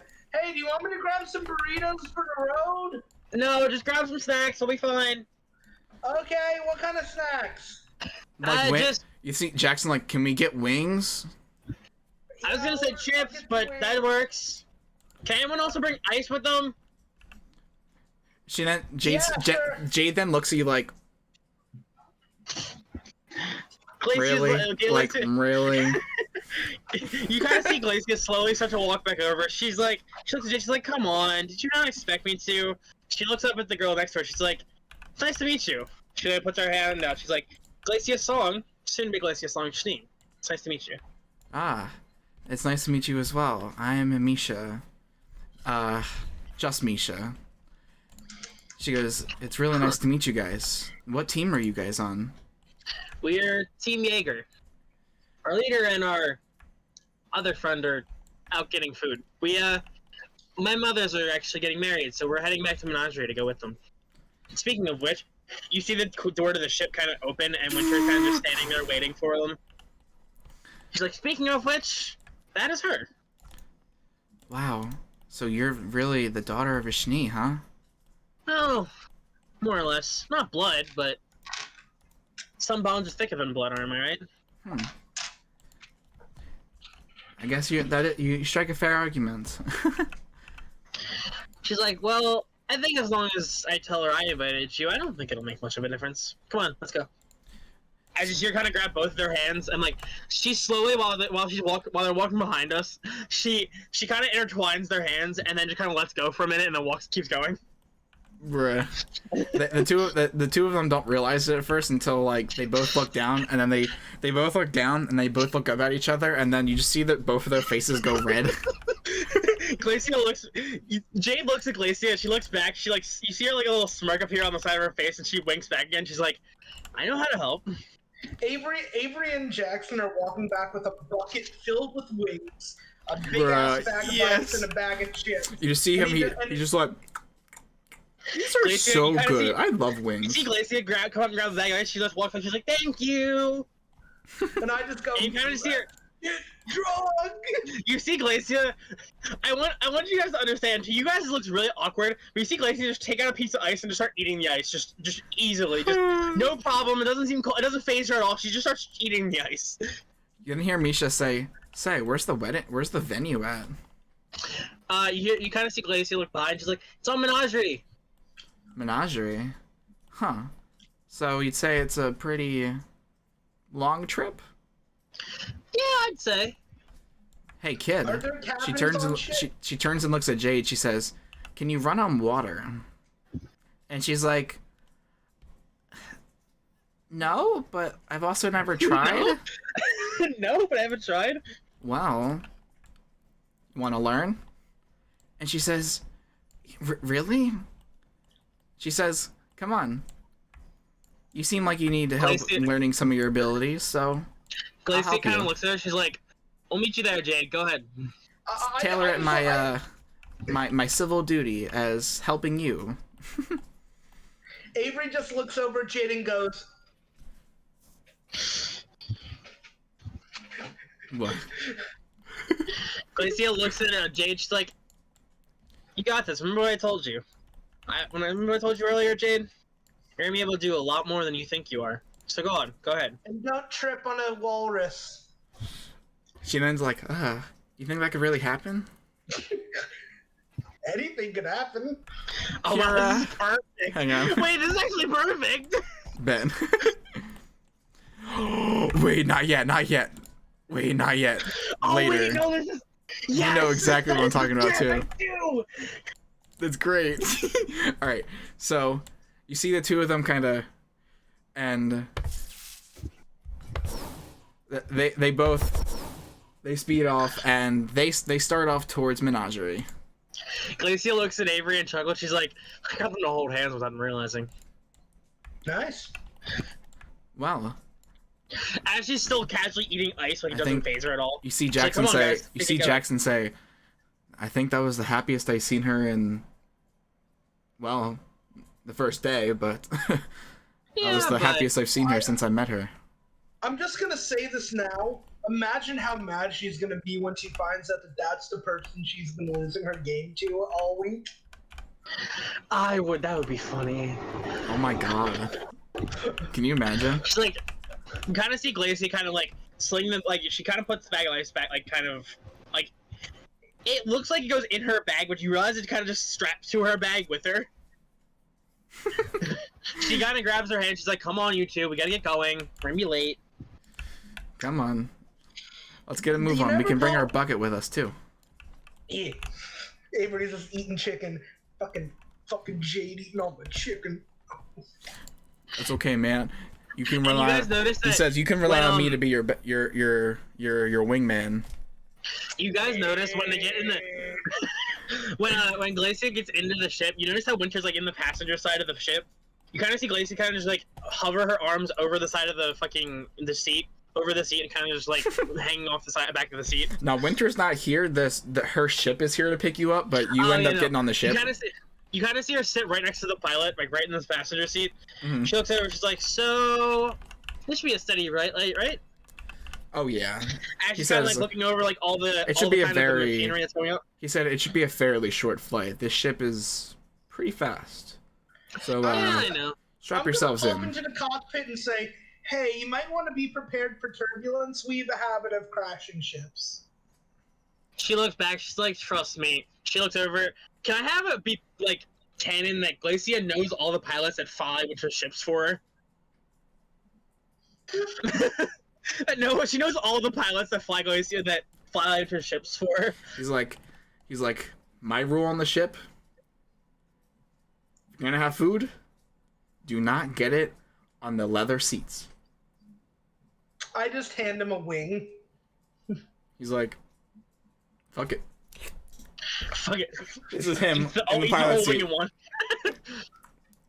Something good. You guys eventually, the ship fucking blasts off, It was like light speed. and within like 45 minutes, you guys make it to Menagerie. You guys Glacia step off the ship. kinda- Shh. Glacia steps off the ship. She's like, there's nothing like home. I miss this place already. It's like, you see the pilot kind of like, She's like, "We'll see you on signaling the you way guys back." off. Have fun. While Avery was on the ship, he finally got the device that has been sparking all the Oh, so Tony, Jackson and kind of Avery realized, she's like, "Wait, I had to go home. I had to go run to the bananas." She's like, "I'll be back. I'll see you guys later." And then you kind of see her just bolt off and just start sprinting down towards the Belladonna's house. Well, Well, guess it's just us two. What do you want to do? You want to go and find a bar? Start pre-gaming? Well, I didn't really buy a suit. I mean, I can probably get one here, right? Oh right, I also need a suit. You kind of see, Oh, he says, Let's go suit shopping. bet. Tony, you see the dove kind of fly kind of and land like right in between, like kind of like float right in between the two of them. You see a note attached to it, and it opens up, and it says, "You don't worry, guys. There's suit shops on the island. Just go find it, and we'll be ready. We'll just get ready whenever you find a suit." All right. So you guys eventually make it to like the town center where there's like almost like Wow, a is this our flea original market. menagerie? Yeah, it's our Yes. original menagerie. Holy shit! Where's the dude sitting on top of the thing? Area. There he is! He's still there.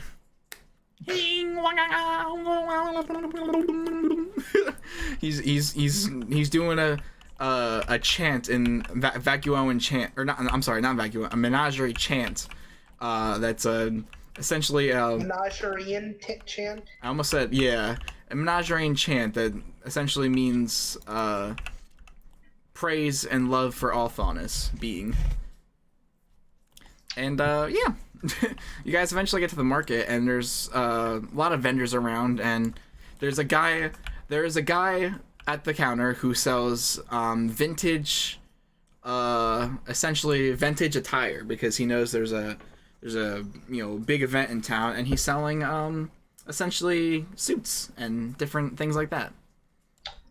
I just walk right up to him and say, "Okay, here's the deal. I need a tux, but I don't need shoes." He turns around, he goes, "Oh, I got you, man. What can I do you for?" I need a tux. All right, let me get your size and weight here for a second.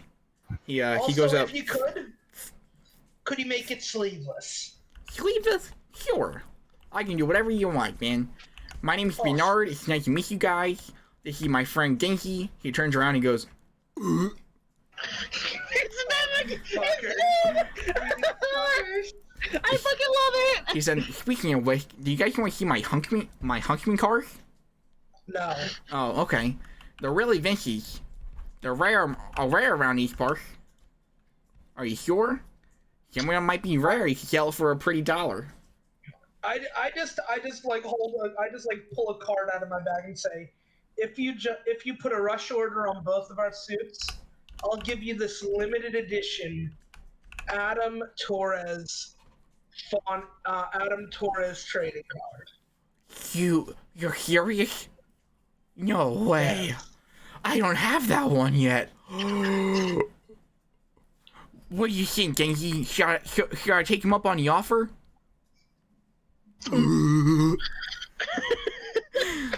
I'll take that as yes.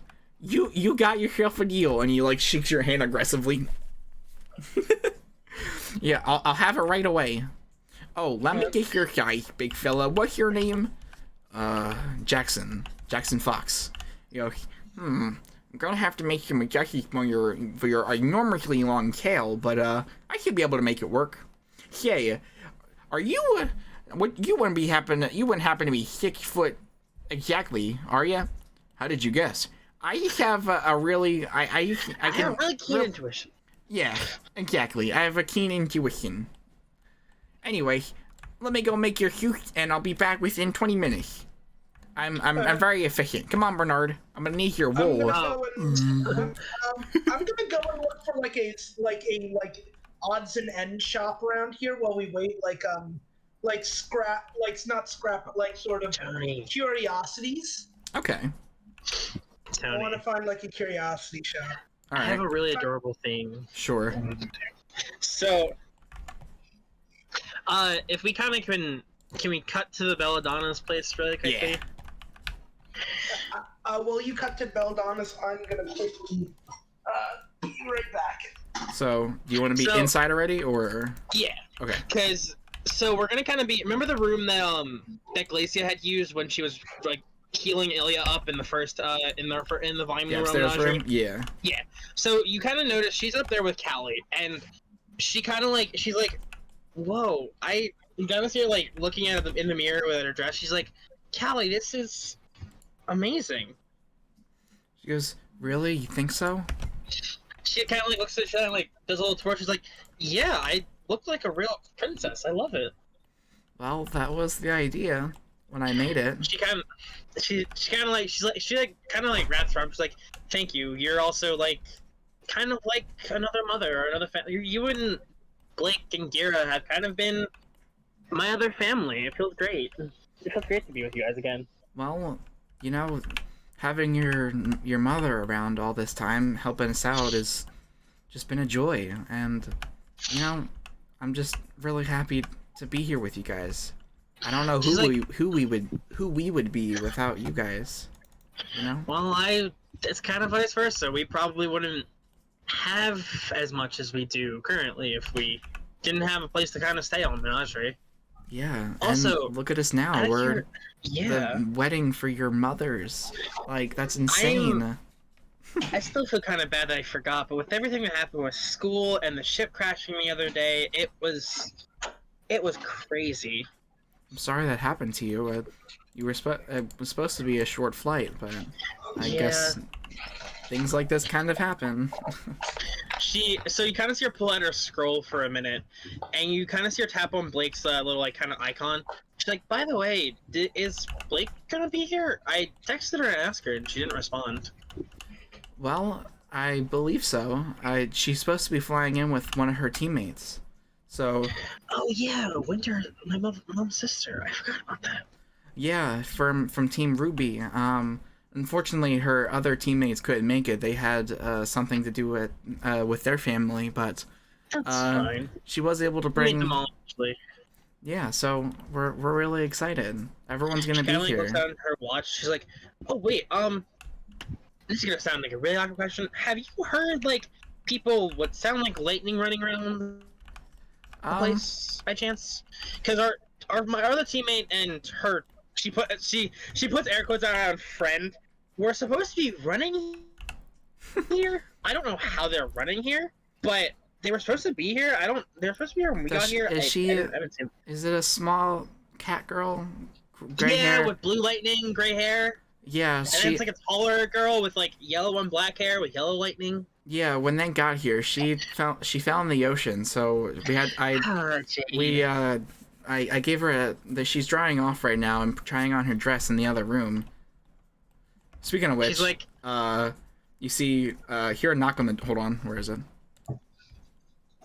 Tony, I'm gonna send you. You're gonna see this, and you're gonna probably find it fucking hilarious. What her dress actually looks like. I'm scared. I gotta. You know what? That reminds me. I should probably do one for Jade too. I'm gonna just like kind of steal one from the community store. Let's see. Let's see. Are you sending to me on Discord? Yeah, hold on, give me a minute. Okay.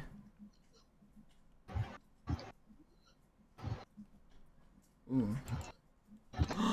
That's perfect. Hang on.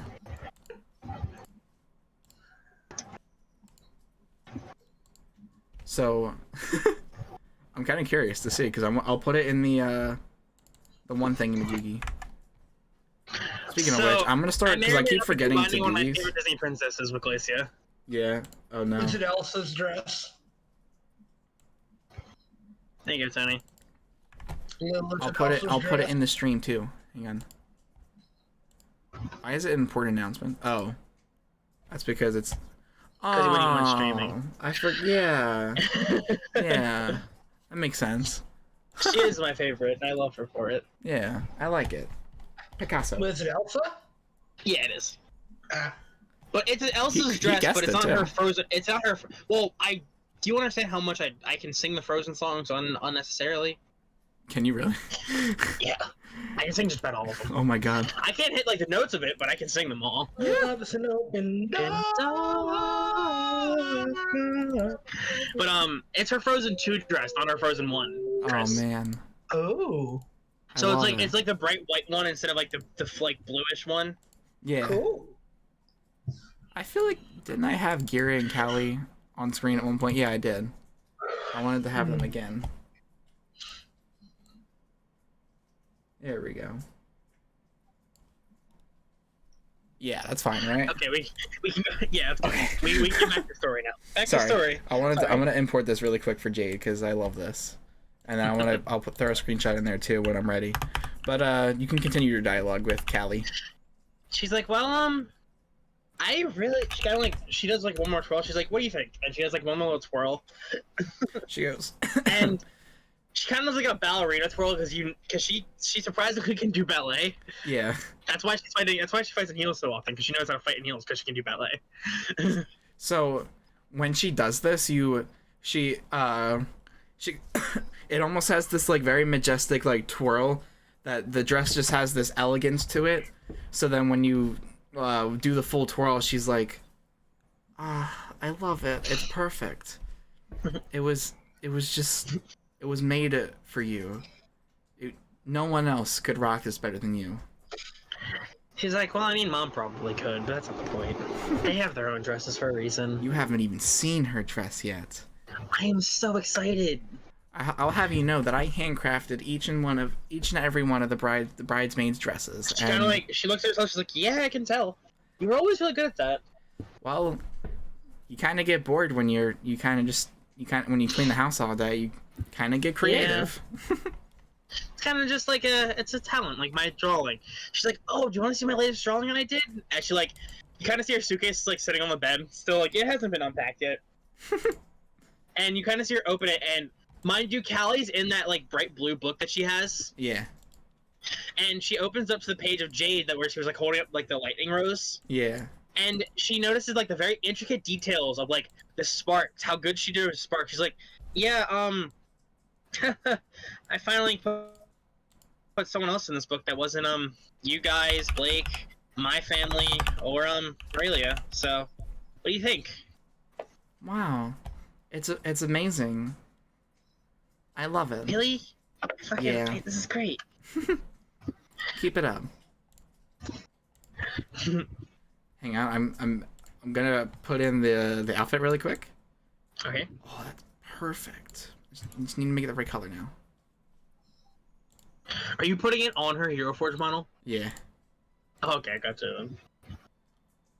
So, hang on. I can't really. I would have a terrible time trying to do that because you also have my prequel Glacia. Yeah, that's true. Let's see.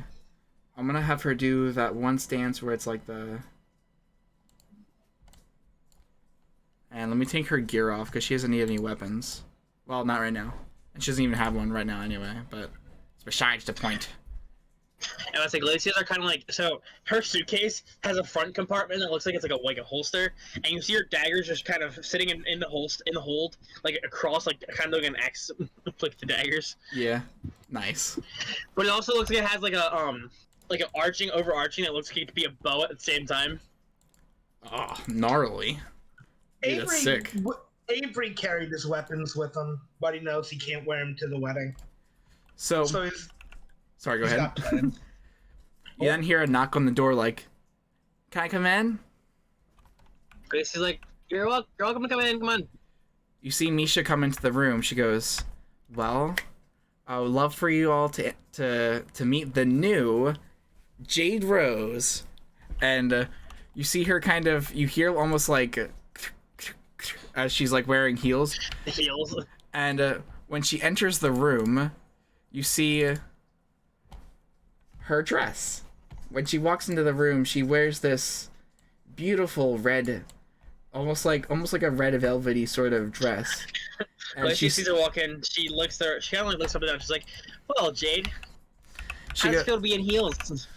You see her kind of walking in like this, and she's like, she goes, we're gonna have to have a serious talk about how you walk in these. You kind of see her like, you see Glacia kind of look at her, she's like, it's not that hard. You kind of see her start doing ballet in the heels, and you kind of see her like stick a landing on one foot with her hand, with her feet aside. She's like, yep. You didn't see Misha kind of. You said Misha kind of just like, that's why I like my my combat boots. And she goes, yeah.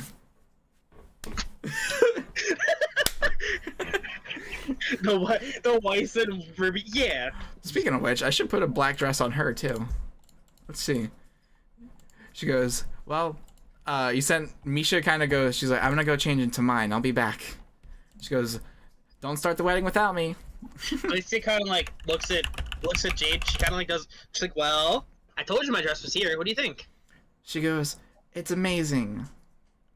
And she kind of like, she's like, kind of like does a twirl, like with like she did with the Callie earlier.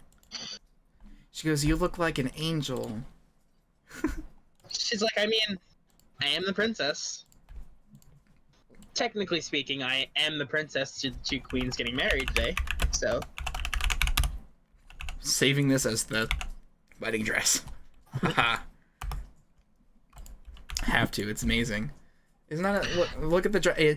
And you even notice that she's sporting the beautiful gem sort of thing that Raven gave her in the last episode. Her little. Kind of noticed like, because Glacia, you kind of look back and like you see kind of the dress is kind of has like a little part like that. You kind of see Glacia's whole dress when she did the twirl, and you notice her tail kind of still going at like a mile, like kind of like wagging slightly, like her little foxtail. And it's because she's kind of like her excitement still hasn't died down from like the fact that she knows exactly like knows what the day is. Yeah. And she's like super like kind of excited for all this. Then Callie says, "Well, we have to. Are you guys almost ready?" She's like, "Oh yeah, wait. Oh god, I forgot. I left Avery and Jackson to do their own devices. Why did I do that?" Speaking of which, where are those knuckleheads? Yeah, I don't know. I left them to go get suits, and now it's like as she says that, like pans back out to them. So we pan back out, and Chris, you are back make in it the back frame. over here. Let me change the music. You're back on frame. I'm looking for preferably like any kind of like tech distributor or like odds and end shop because I'm trying to find a cane. A cane? A cane. Okay. So, as you begin walking around some of the different, shops and stuff, you see a lot of people are there's quite a few different shops. You see one vendor kind of selling old knickknacks and different things like that. Old movies for $1. in Lien terms. And I think what Lien is Lien is like the Japanese like currency yen. oh, that I kind of think is makes what it sense is. actually. Well, I think it would make the most sense. do you want to? Would you be able to look up like what that is in translation, or maybe I'm what pretty like? It's like I think $1 for or like $10 for us is 1,000 yen over there, and $1 for us is 100 yen over there. Yeah, Okay. basically 2 zeros to anything. Yeah, add 2 zeros to whatever it is for us. Okay, so it's sort of like a how would you call it? Like, it's I don't know how to explain it because what I know is that like they don't start like bills, like actual bills, until like I think until like 1,000 yen. I think it's 1,000 yen is when the bills actually start. Everything up until then is coins. Yep. Interesting. Yep. I like that actually. That's kind of cool. I mean, we Yeah. could be totally wrong, and everyone in the chat is fucking screaming at us. Probably. I'll even double check. One second. Something like that. Fact checked ourselves real quick. Hold on. You know? It's always good to be correct, I guess. Ooh.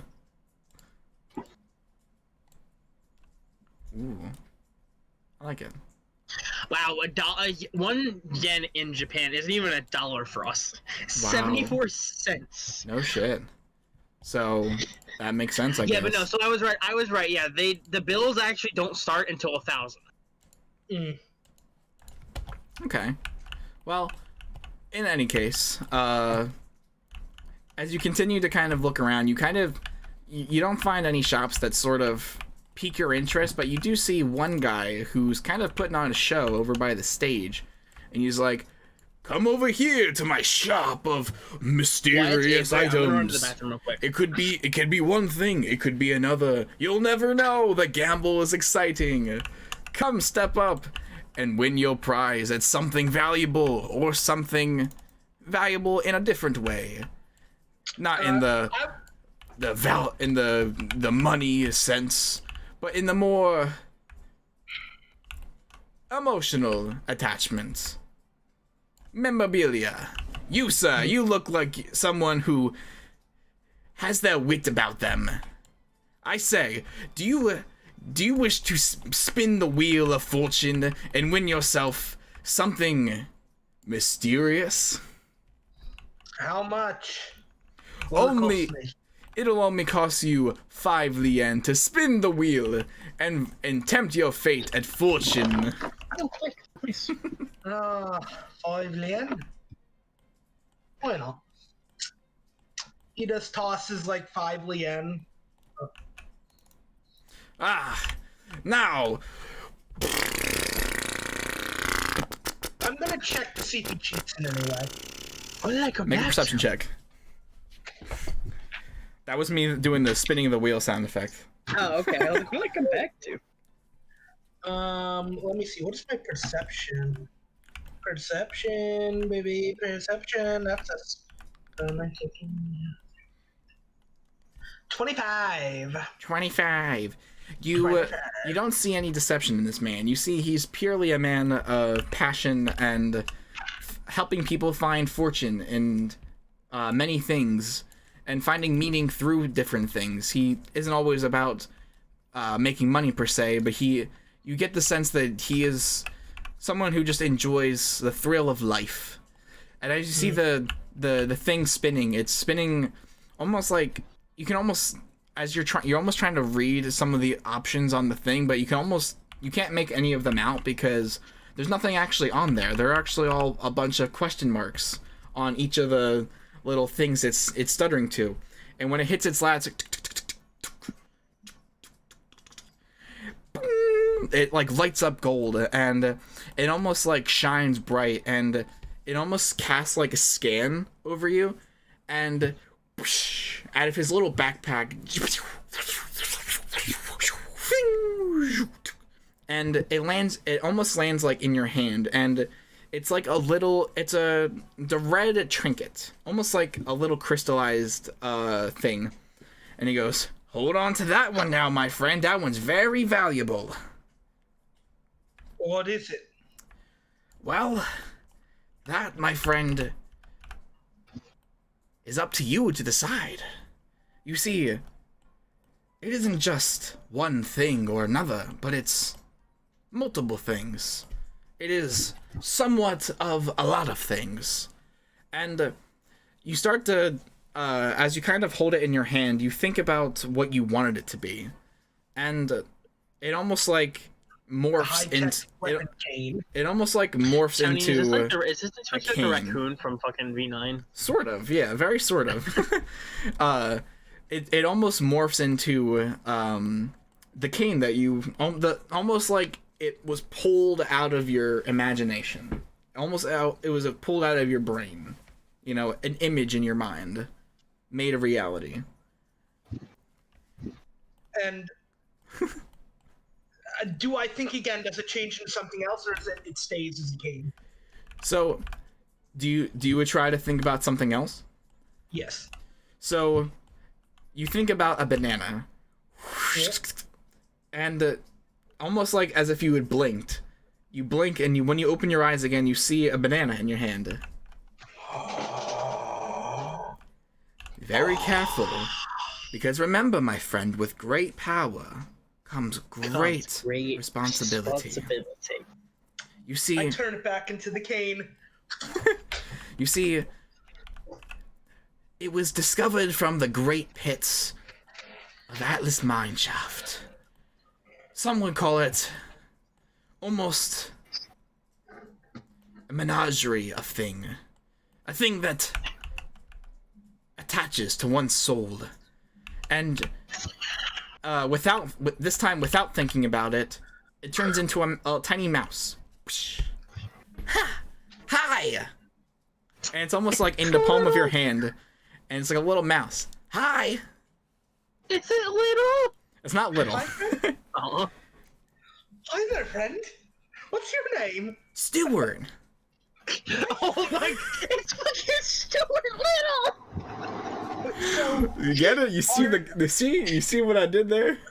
are you I put two and two the together. rock, or is the rock you? Well, it's kind of hard to explain. It's kind of hard to explain. I'm not really from this world. I came from another planet. I kind of landed here one day, and I've been here ever since. Some call me. A lot of people call me Stuart, obviously, because that's my name. But sometimes they call me Space Stuart or the Space Mouse, because I came from space. And I guess that makes sense because I came from space and all that. But like, I'm a space mouse. That's who I am. And now I guess I'm your space rat, space mouse. Happy to serve. Well, Stuart, can you turn into that cane I was thinking of? He turns into the cane, and you then see Can like you still hear me? you then hear him in your head, like in your mind, loud and clear. You and me are gonna be great friends. And he is now your companion. You now have a familiar. Okay, I'm gonna add that in extras. All right. Extra Stuart Little. familiar. Technically, it's Space Stuart Little, so there you go. You then see Fennec check. Why did I say Fennec? I was thinking about Fennec the fox, like the little Fennec dude. You see Jack check his watch. He goes, "Hey, we got 15 minutes till the wedding starts. We should probably get going." You then see him kind of. He's still got a KFC bucket of his wings. He's like, "You want a wing, Stuart?" He passes it to the cane. As Jack says that it's they have 15 minutes, you kind of see the dove kind of like a little dove fly in and land right on his shoulder, and it has a little note attached to it with a little pretty string on it.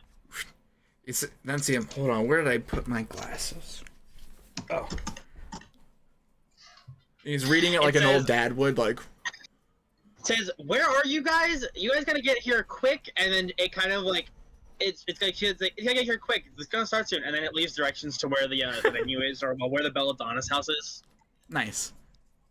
So I will cut. Let's cut back really quick. I want to come back to the house really quick before we go to the venue. So what's it called?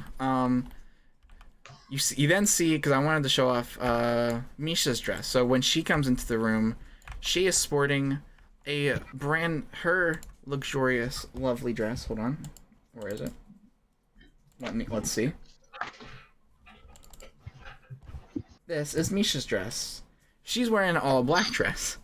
But obviously it's not a funeral, but it's because it's not exactly a theme. She like kind of puts her hands on her hips, and obviously she's joking. You can hear it. She's like, "Dang, you've gone to a funeral or something?" She goes, "I just really like the color black." I can tell. Yeah, you didn't see Jade in the corner, just like her face is just completely red. She's just like, she's so hot. You kind of. You see Glacius look over at Jade. She kind of smirks and chuckles a little bit. She leans over to Callie. She's like, "She is in love. She's exactly like I was with Ilya." So she goes, "Well, I guess it's time." And you hear. You kind of see her. She's like, "All right, let's go." And the time has come.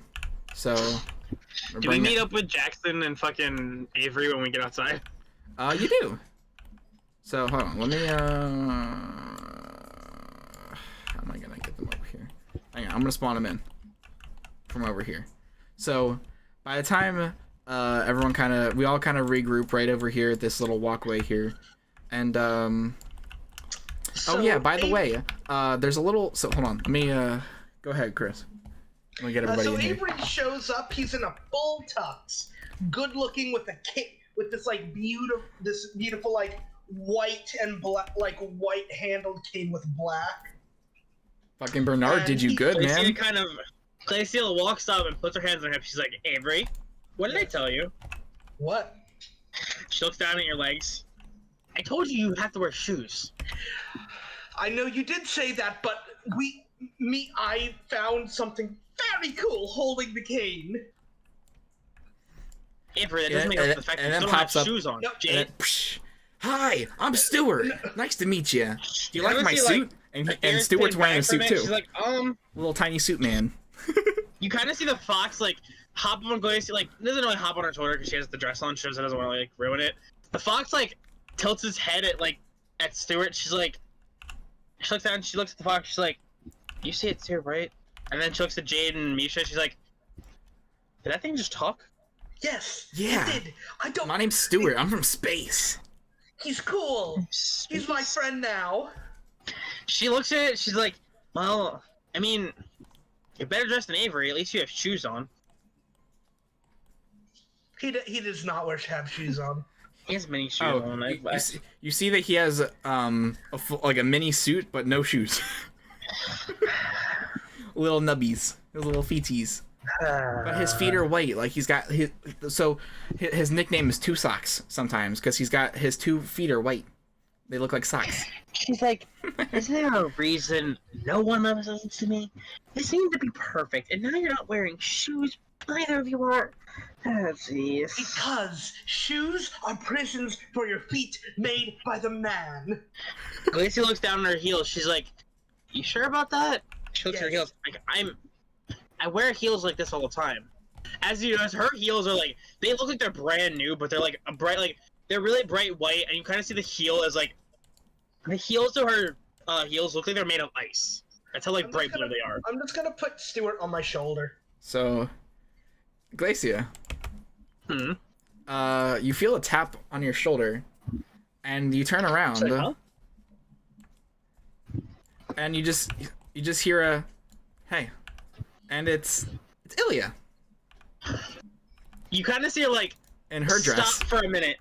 You hear her like stop for a minute, and she's like, "What? How did she?"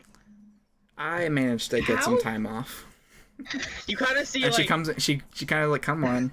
You kind of see her eyes start like tearing up for a little bit, and you kind of just hear her jump around. She's like, "Where have you been? How have you? I didn't expect to see." Yeah. Was this supposed to be a surprise?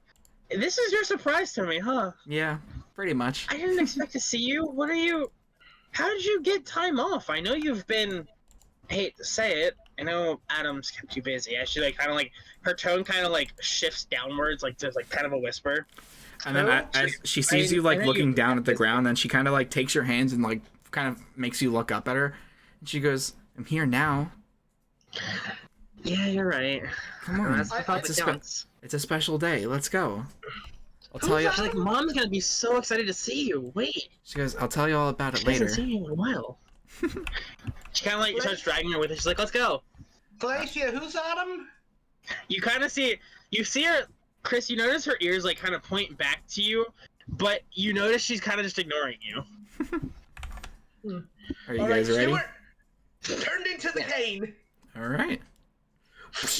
It turns into this nice luxurious cane that you've the one straight out of your imagery in your mind. Yeah. Perfect. It secretly has a gun, a sword, and a sickle hook in it. Awesome. Because Avery's not allowed to bring weapons to the wedding, but he's not going without a weapon. Yeah. So as you guys kind Also, of Will, check your you guys rush and get over to the wedding as everyone's all seated and the wedding has begun. Chris, you gonna install FGO? You see it I waiting. don't know, am I? Do it. I did it. You see waiting there almost as like, as sort of as the groom. You see Winter, and you see her in this amazing dress, like everyone. It's got everyone in the room. A dress suit. It's like a suit. And It's sort of it almost looks like sort of like Ironwood's uniform, sort of, but like in a very handsome, very way. In a very it upstands Ironwood. It makes her look more handsome than Ironwood. And eventually, Lacey like kind of looks at this. She's like, I love it. This is awesome. you see Callie up there in her dress, and walking down the aisle, Regalia song Schnee, and in the most beautiful dress on the entire island. Tony. And like kind of who's sitting next to Glacia? It's Ilya and who else? So it's these two. It's Jade and Misha. So they both kind of notice the glyph kind of start to pop up in her hand, and it starts doing like a little like really like pretty light snow effect going just around the venue area itself. In like a very elegant and pretty way as she's walking down the aisle. Hold on, I've got an idea. 1 second. So I got a plan. Check this out. Ready? You're not ready for this. You're not ready for this. So you see that. Oh God, that's kind of small. But hold on. Okay. No, we gotta make it small. Normal size. So you see, as Regalia is walking down the aisle, she passes your guys' row and looks over, and she sees you and Ilya standing there, and Ilya's like, "Hi." You realize that she has like their hands are intertwined, like easily, obviously noticeable. You see her smile and give you a nice wink as she's walking by, and you also see following her the little flower girl who is dressed very familiarly to Sinan's song. And she kind of like she's dressed specifically to look exactly like her because, it's kind of like a nice touch in honor of, because Sinan was gone at a very early time in, your guys' lives. Lacey kind of like looks at it. She notices like the get up. She notices the outfit. And it's like a little girl. It's like a little helper. Her little helper. Lacey kind of like leans her head on Ilya. She's like, my sister would have loved this. And then you see Ilya puts her hand on her shoulder. She goes, "She's here watching too, Yeah, I know." As they walk down the aisle, you see Winter almost like she's almost crying up there, and you see the little Sinan kind of go and sit next to Gira, and Gira kind of like puts his arm around her. Everyone's happy. Gira starts crying in the front row. And they get up to the center stage here at the podium. Will, I think you want to take this over? You want to? I feel like you have all the words for this. I think. I don't know. I was kind of I was think, holy shit! I probably should have thought about that. I honestly didn't think this far. Oh, shit. I didn't think this far ahead. I'm not gonna lie. I didn't think this far ahead. Fuck. Now I have to like think on the spot. I don't like this. While you're doing that, I'm gonna see some really quick. I have to think on the spot. I don't like this. Huh.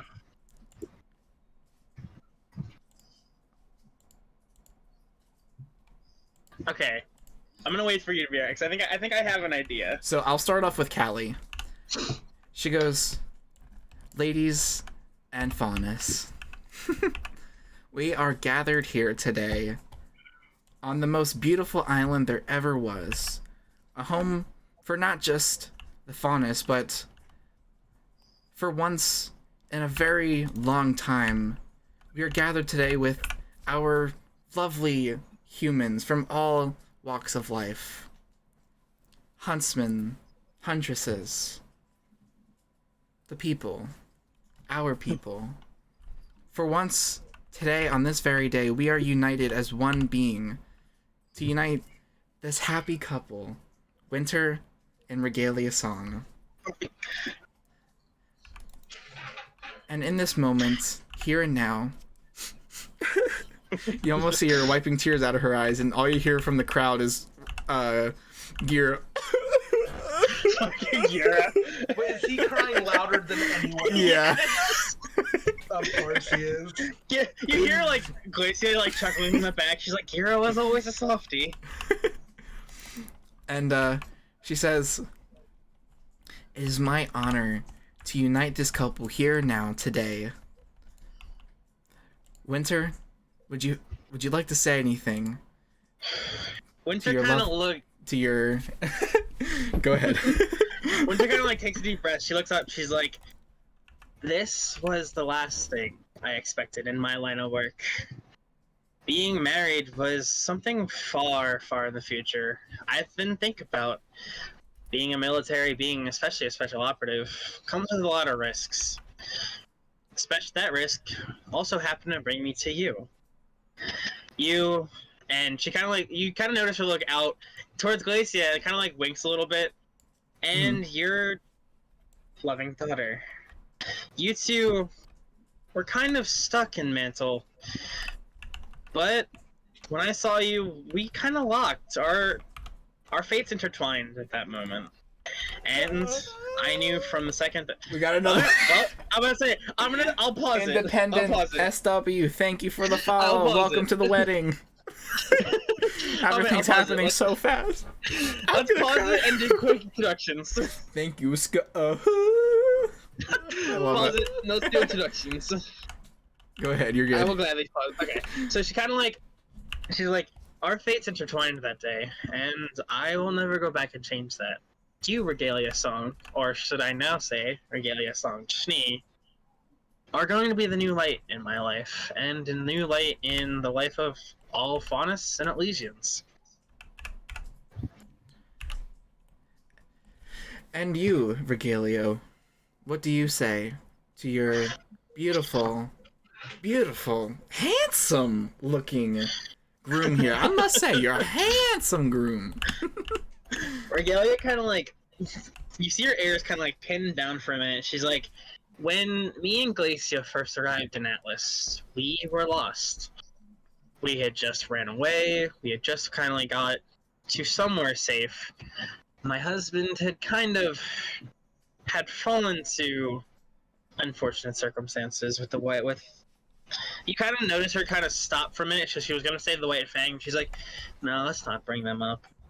But you, Miss Winter Schnee Song, you were there as like kind of a guide for us to enter this new era of us being a free family, a free mother and daughter, and I'm glad for it. I wouldn't have changed it for the world. My daughter, she adores you, not as much as I do, obviously. And she's very happy with us. My mother always told me that, well, when you meet the one who's going to change your life, you just know it. And while this is the second time that happened, I'm glad this will be the last time it happens. You then see you see Callie wipe another tear from her eye, and she says, "Do you, Winter Schnee, take Regalia Song Schnee to be your lawfully wedded wife, to love and behold, till death do we part?" Winter kind of looks up, and she kind of like closes her eyes and she kind of partially like does like a mini head bounces. Of course I do. And do you, Regalia Song, take Winter Schnee as your lawfully wedded wife, to love and behold, till death do you part? Regalia kind of, she cocks to the side. She's like, "No, this is the best time. This is the best thing that can happen to me. Even though it's the second time, this time will be the last." Of course I do. Then I will now do the honor and allow you to please kiss your brides. And the two engage in their loving kiss, and everyone's like, yeah! You kind of see, it kind of like sets her head on Ilya's shoulder, and like you kind of see her. She's like, "This is the happiest I've seen Mom since. God, it's been a while. I think since she had me, or when she adopted Xenon."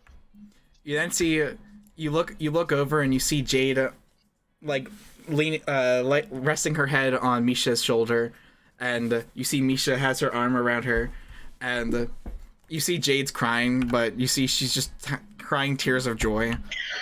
Avery, I will say Avery and Stuart are both crying. Like Stuart's on his shoulder, and we're both just. You know, that's fucking beautiful.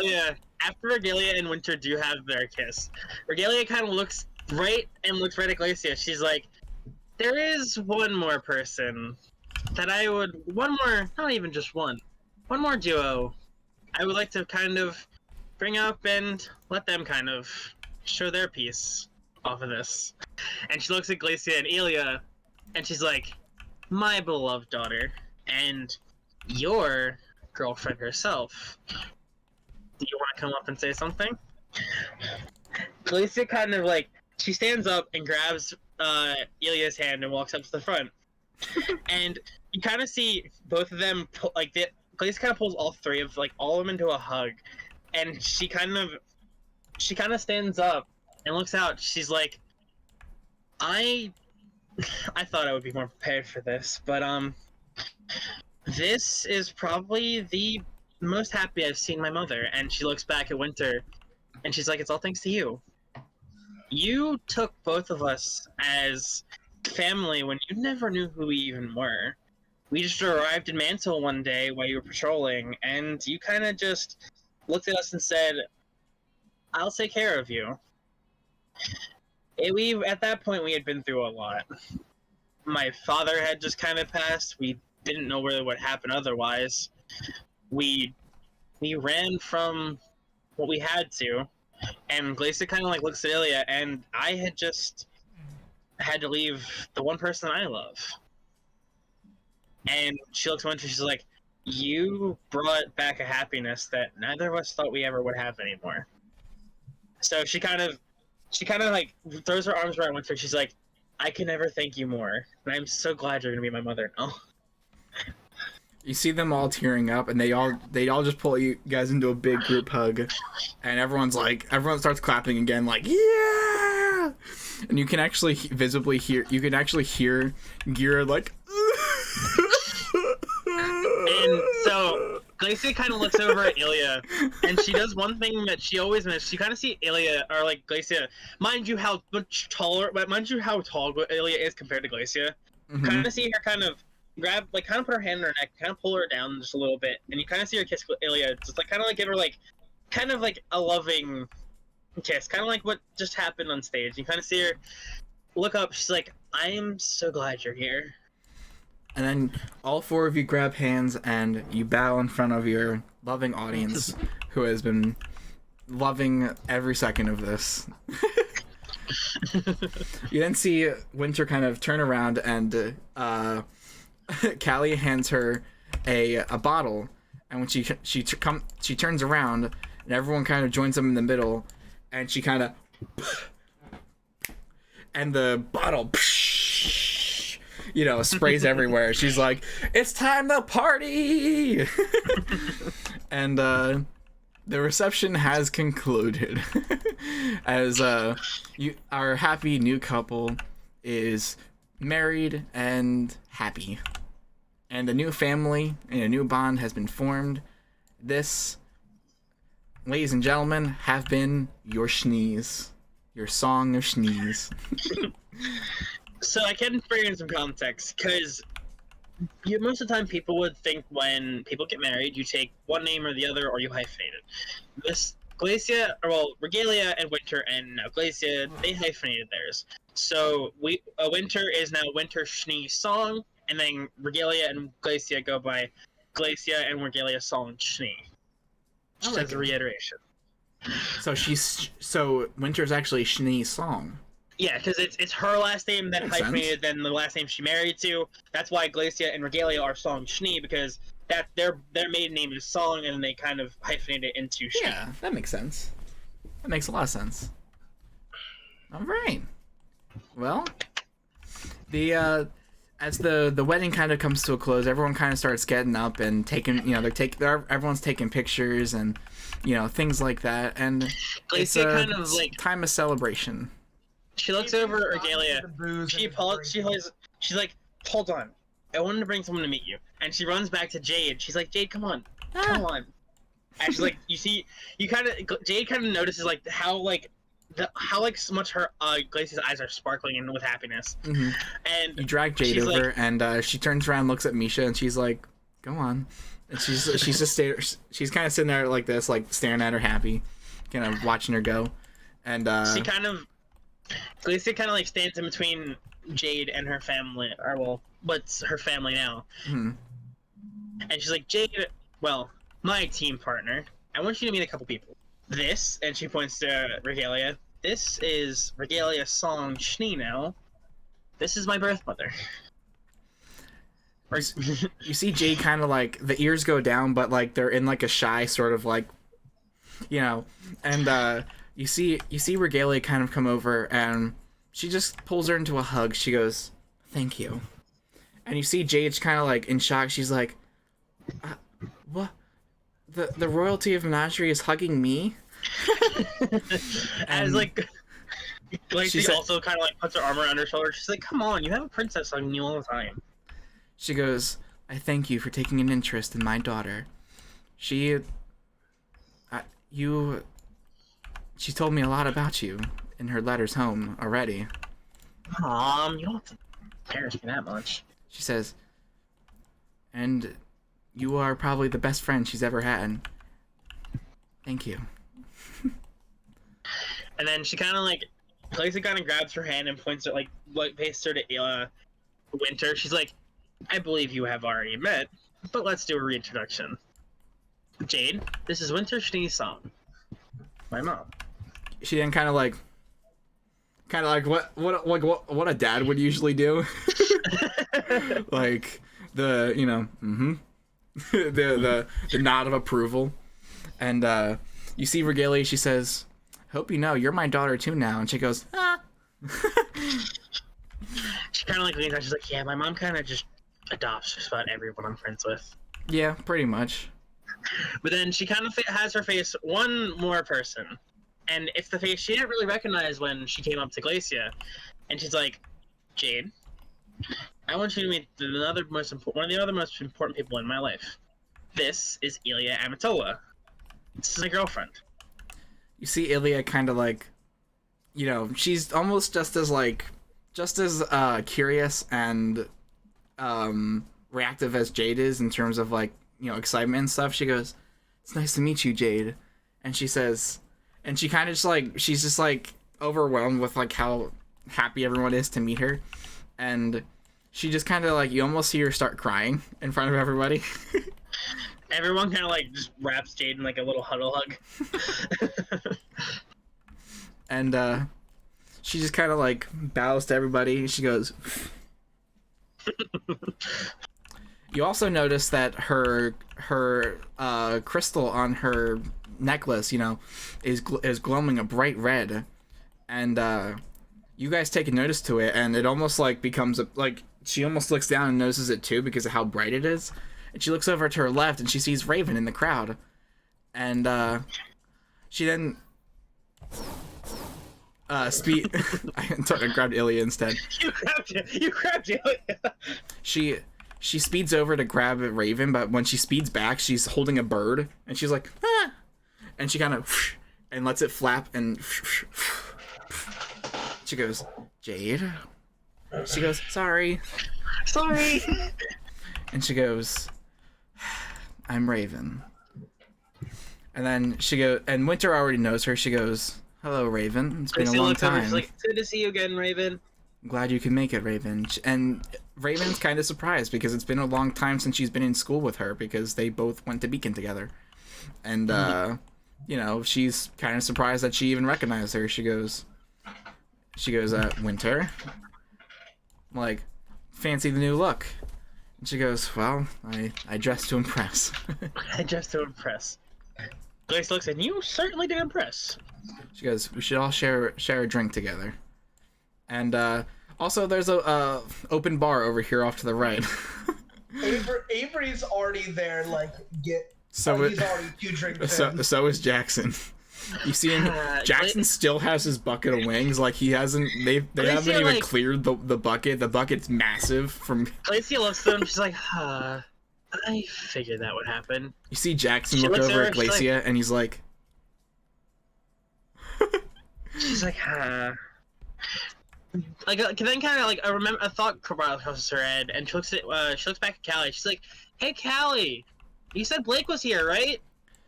She goes, "Yeah." So let me disorient the crowd a little bit, move some people's around. Hang on. Autumn just speeded off away. Oh yeah. and you almost a couple of people noticed it. Even of course Misha saw it. She was like, "Huh, another speedster." Another one. She then comes over. You see Misha kind of meet up with Jade. She goes, "Hey, did you see that other speedster?" She's like, "What other speedster?" She didn't see her. But Autumn does have to sort of stay out of sight sometimes. Yeah.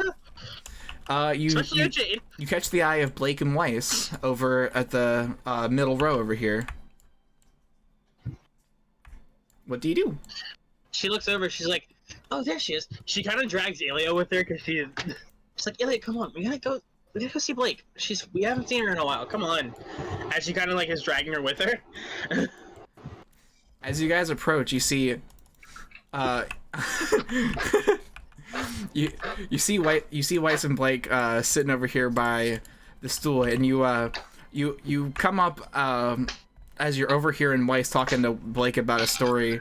You hear like, and then Yang ate all my Pop-Tarts, and she goes, "I'm sure she didn't know that was your Pop-Tarts." She goes, "But they were in my drawer that was labeled Weiss." As Glacy kind of like lets go of Ilya's hand. She's like, "Blake!" Ah. And you kind of see her just jumping like She goes, grab her arms around "Glacia." Blake. She goes, "It's so good to see you." It's been so long. How have you been? How's Beacon treating you? It's going just great. Because she remembers the last time they left, they saw Ruby and Yang fighting over cookies. As they were getting ready to leave for the wedding. She's just remembering back to that time. She goes, "Yeah, we're still getting things situated." And you see White. She goes, "You guys got really emotional up there. We were all crying over here in the back." And then you see her wiping off tears with a handkerchief. She kind of like chuckles. She's like, "Well, I mean, my family's been more about sentimentality than anything else." So you also grabbed the long glaze too. Oh, did I? Oh, I did grab. The You grabbed the wrong glaze. Gotta love it. It's fine. Gotta love grabbing the wrong version of your character. It's fine. And yeah, I used Mavis as a fucking Ilya. She kind of like looks, like cocks it away. She kind of like shrugs. She's like, "Oh, my family's always kind of been sentimental. It's kind of what we do." Well, and she's like, if I remember correctly, you're Weiss, right? Well, now my aunt. I'm correct. Yeah, it's really good to meet you for the first time. I've heard so many things about you. Winter's told me a lot about her little sister, that she's kind of reckless with her team, but in a good way. Yeah, I think my team takes after you. And she looks over at Avery at the bar, just downing drinks. She goes, they seem curious. She's like, yeah. And she looks over at Jade and Misha. She's like, her too. She's really curious, but she's really nice too. You see Weiss look over at Jade. She goes, huh, something really familiar about her. Her? She's like, that's Jade.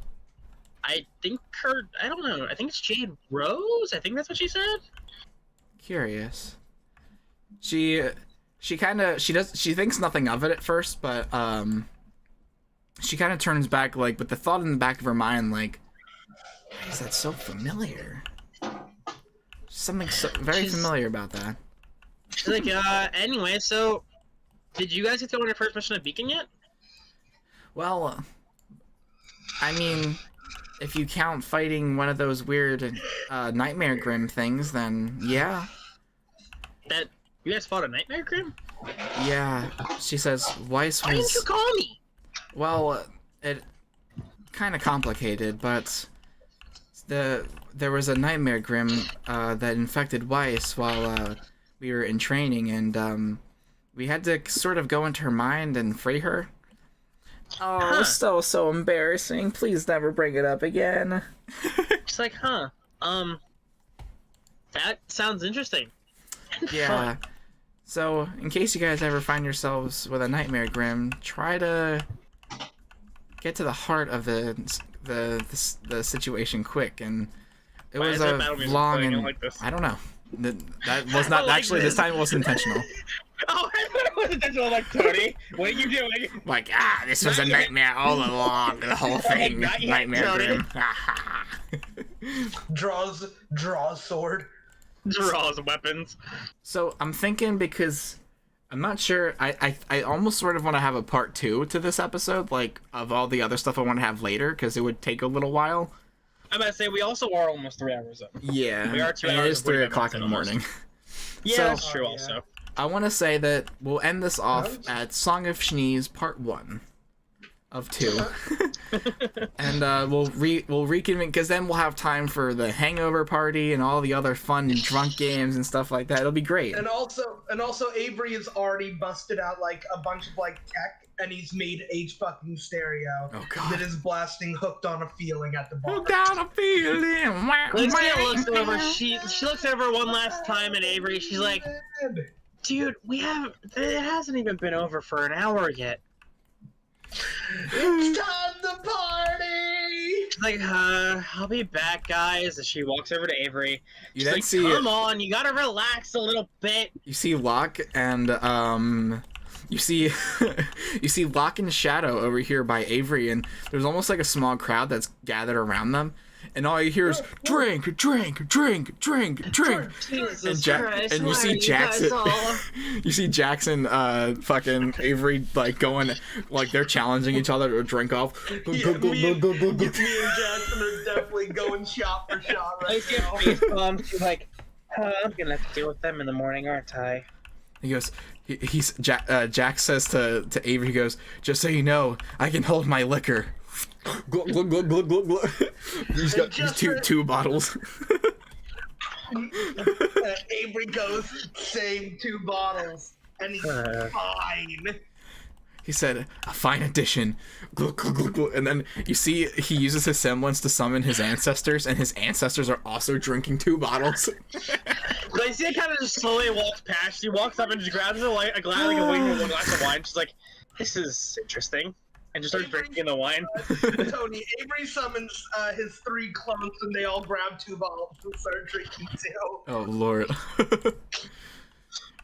And anyway, do we want to stop it there? We'll leave it here. A small cliffhanger for the end of part 1 of Song of Schnees. Do our little send-offs. Fellas, thank you guys for joining me this week. It's just a great time. This is probably my most favorite episode yet. This was awesome. The wedding was great. I am honored for that. That was beautiful, Will. Thank you. This was awesome. This is a great idea. I'm going to get on that. People I trust. We shall see. We shall see. We can go back to using the thicker screens now. I know. I love this. I don't know why. Lil, We you have shall any final see. send-offs? Well, I mean, this is kind of gonna be so much fun. I'll say it once more. I am Will Fraley. We do this every week. This is probably the most fun some of the most fun we'll probably have. If you guys want, I also have a Twitter. I'm going to plug myself, Tony. Yes, I am. Yeah, man. I knew it's it. at pinkflash I love underscore Hane on Twitter. I retweet a bunch of anime stuff. I post a bunch of anime stuff or Genshin and Honkai stuff. If you find me, go ahead and follow me. It's not really much of a difference. But I'm Glacius Long Schnee, Lilith Frelly. How do you spell that, Lil? Tell me how we spell this. I'm typing it in Pink right Flash now. Hane, it's pink with a capital P and a capital H. We're gonna link it. Pink Flash with a capital P and a capital F underscore, and then Hane. Hold up. Pink Flash underscore, you said? Pink Flash underscore, yes. Like that? Give me a second. Is that right? Yep, exactly. Alright. That's me. You'll notice I post a bunch of different things. Lots of Sword Art. Yeah, that too. And That's RWBY. a lot of. There's RWBY. that RWBY, Genshin, a lot of Data Live stuff. You'll see. I post a bunch of anime stuff. Check it out. Link in the description. Link in the description down below. If you guys ever play video games, my Xbox, if you guys find me occasionally, Ray Latano, it's me. Ray Latano. I ain't got enough room on the. Wait, I do. I'm not asking you to put. Don't put it. You don't need to put that. I got That's room. fine. You're giving me all the plugs, huh, Tony? I got you. You're giving me all the plugs, huh? Yeah, and then But yeah, if you ever play Overwatch, Egg if box. you ever play Overwatch and find that name in the game, I will most likely be playing Mercy. Oh, it didn't So, update. or Oh, it's right Genshin. there. It's up there. Egg box Ray Latano. Yeah, it's very nice to play this all for you. Play probably my most treasured character. The best character. Some would say the best.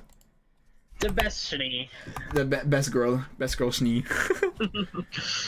Thank you, Lil. Thank you, Lil, for joining me on this course. episode. This was long in the making. I think this is Oh, Tony, we should probably plug the other thing that we also have. Oh all yeah. all three of us.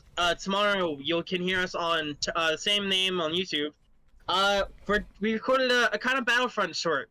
It's a machinima. Tony, would you like to take it away? Yeah. Fellas, thank you all for joining us. Tomorrow, Central Time tomorrow. Expect to see 501st Misfits, the Star Wars Battlefront 2 experience machinima, first ever machinima ever be made in Battlefront 2. I'm pretty sure. Concurrent storyline. So please check it out tomorrow at 2:00 Eastern Central Time. Battlefront Machinima 501st Misfits Episode 1 Command Post Heroes coming to you live tomorrow. It'll be there. Watch it. It's amazing. I spent 3 freaking how many months has it been since January? At least 4 or 5. It's been 4 months in the making. So It's been 4. please check it out. We've been working really hard, and it looks We really just got good. the voicing done last night, which is really We fun. did the voice acting lines last night. I did some voice acting lines this morning. I was screaming off the top of my lungs, so I hope it was worth it. So, one last go through of everyone and their characters. Oh Me, yes. I am Glacius Long Schnee. You're Oh, sorry. lovely, Fox Honest. You're lovely, Fox Faunish. Take it away, Avery. Chris Leo, voice actor extraordinaire, Avery Aquin. Pleasure playing with you guys. And your humble DM, TonyTheDudeTV, also known as Jade Rose. Thank you guys. This was great. It was a lovely time. Had so much fun. And we'll be back next week for Song of Sneeze Part 2. Part 2.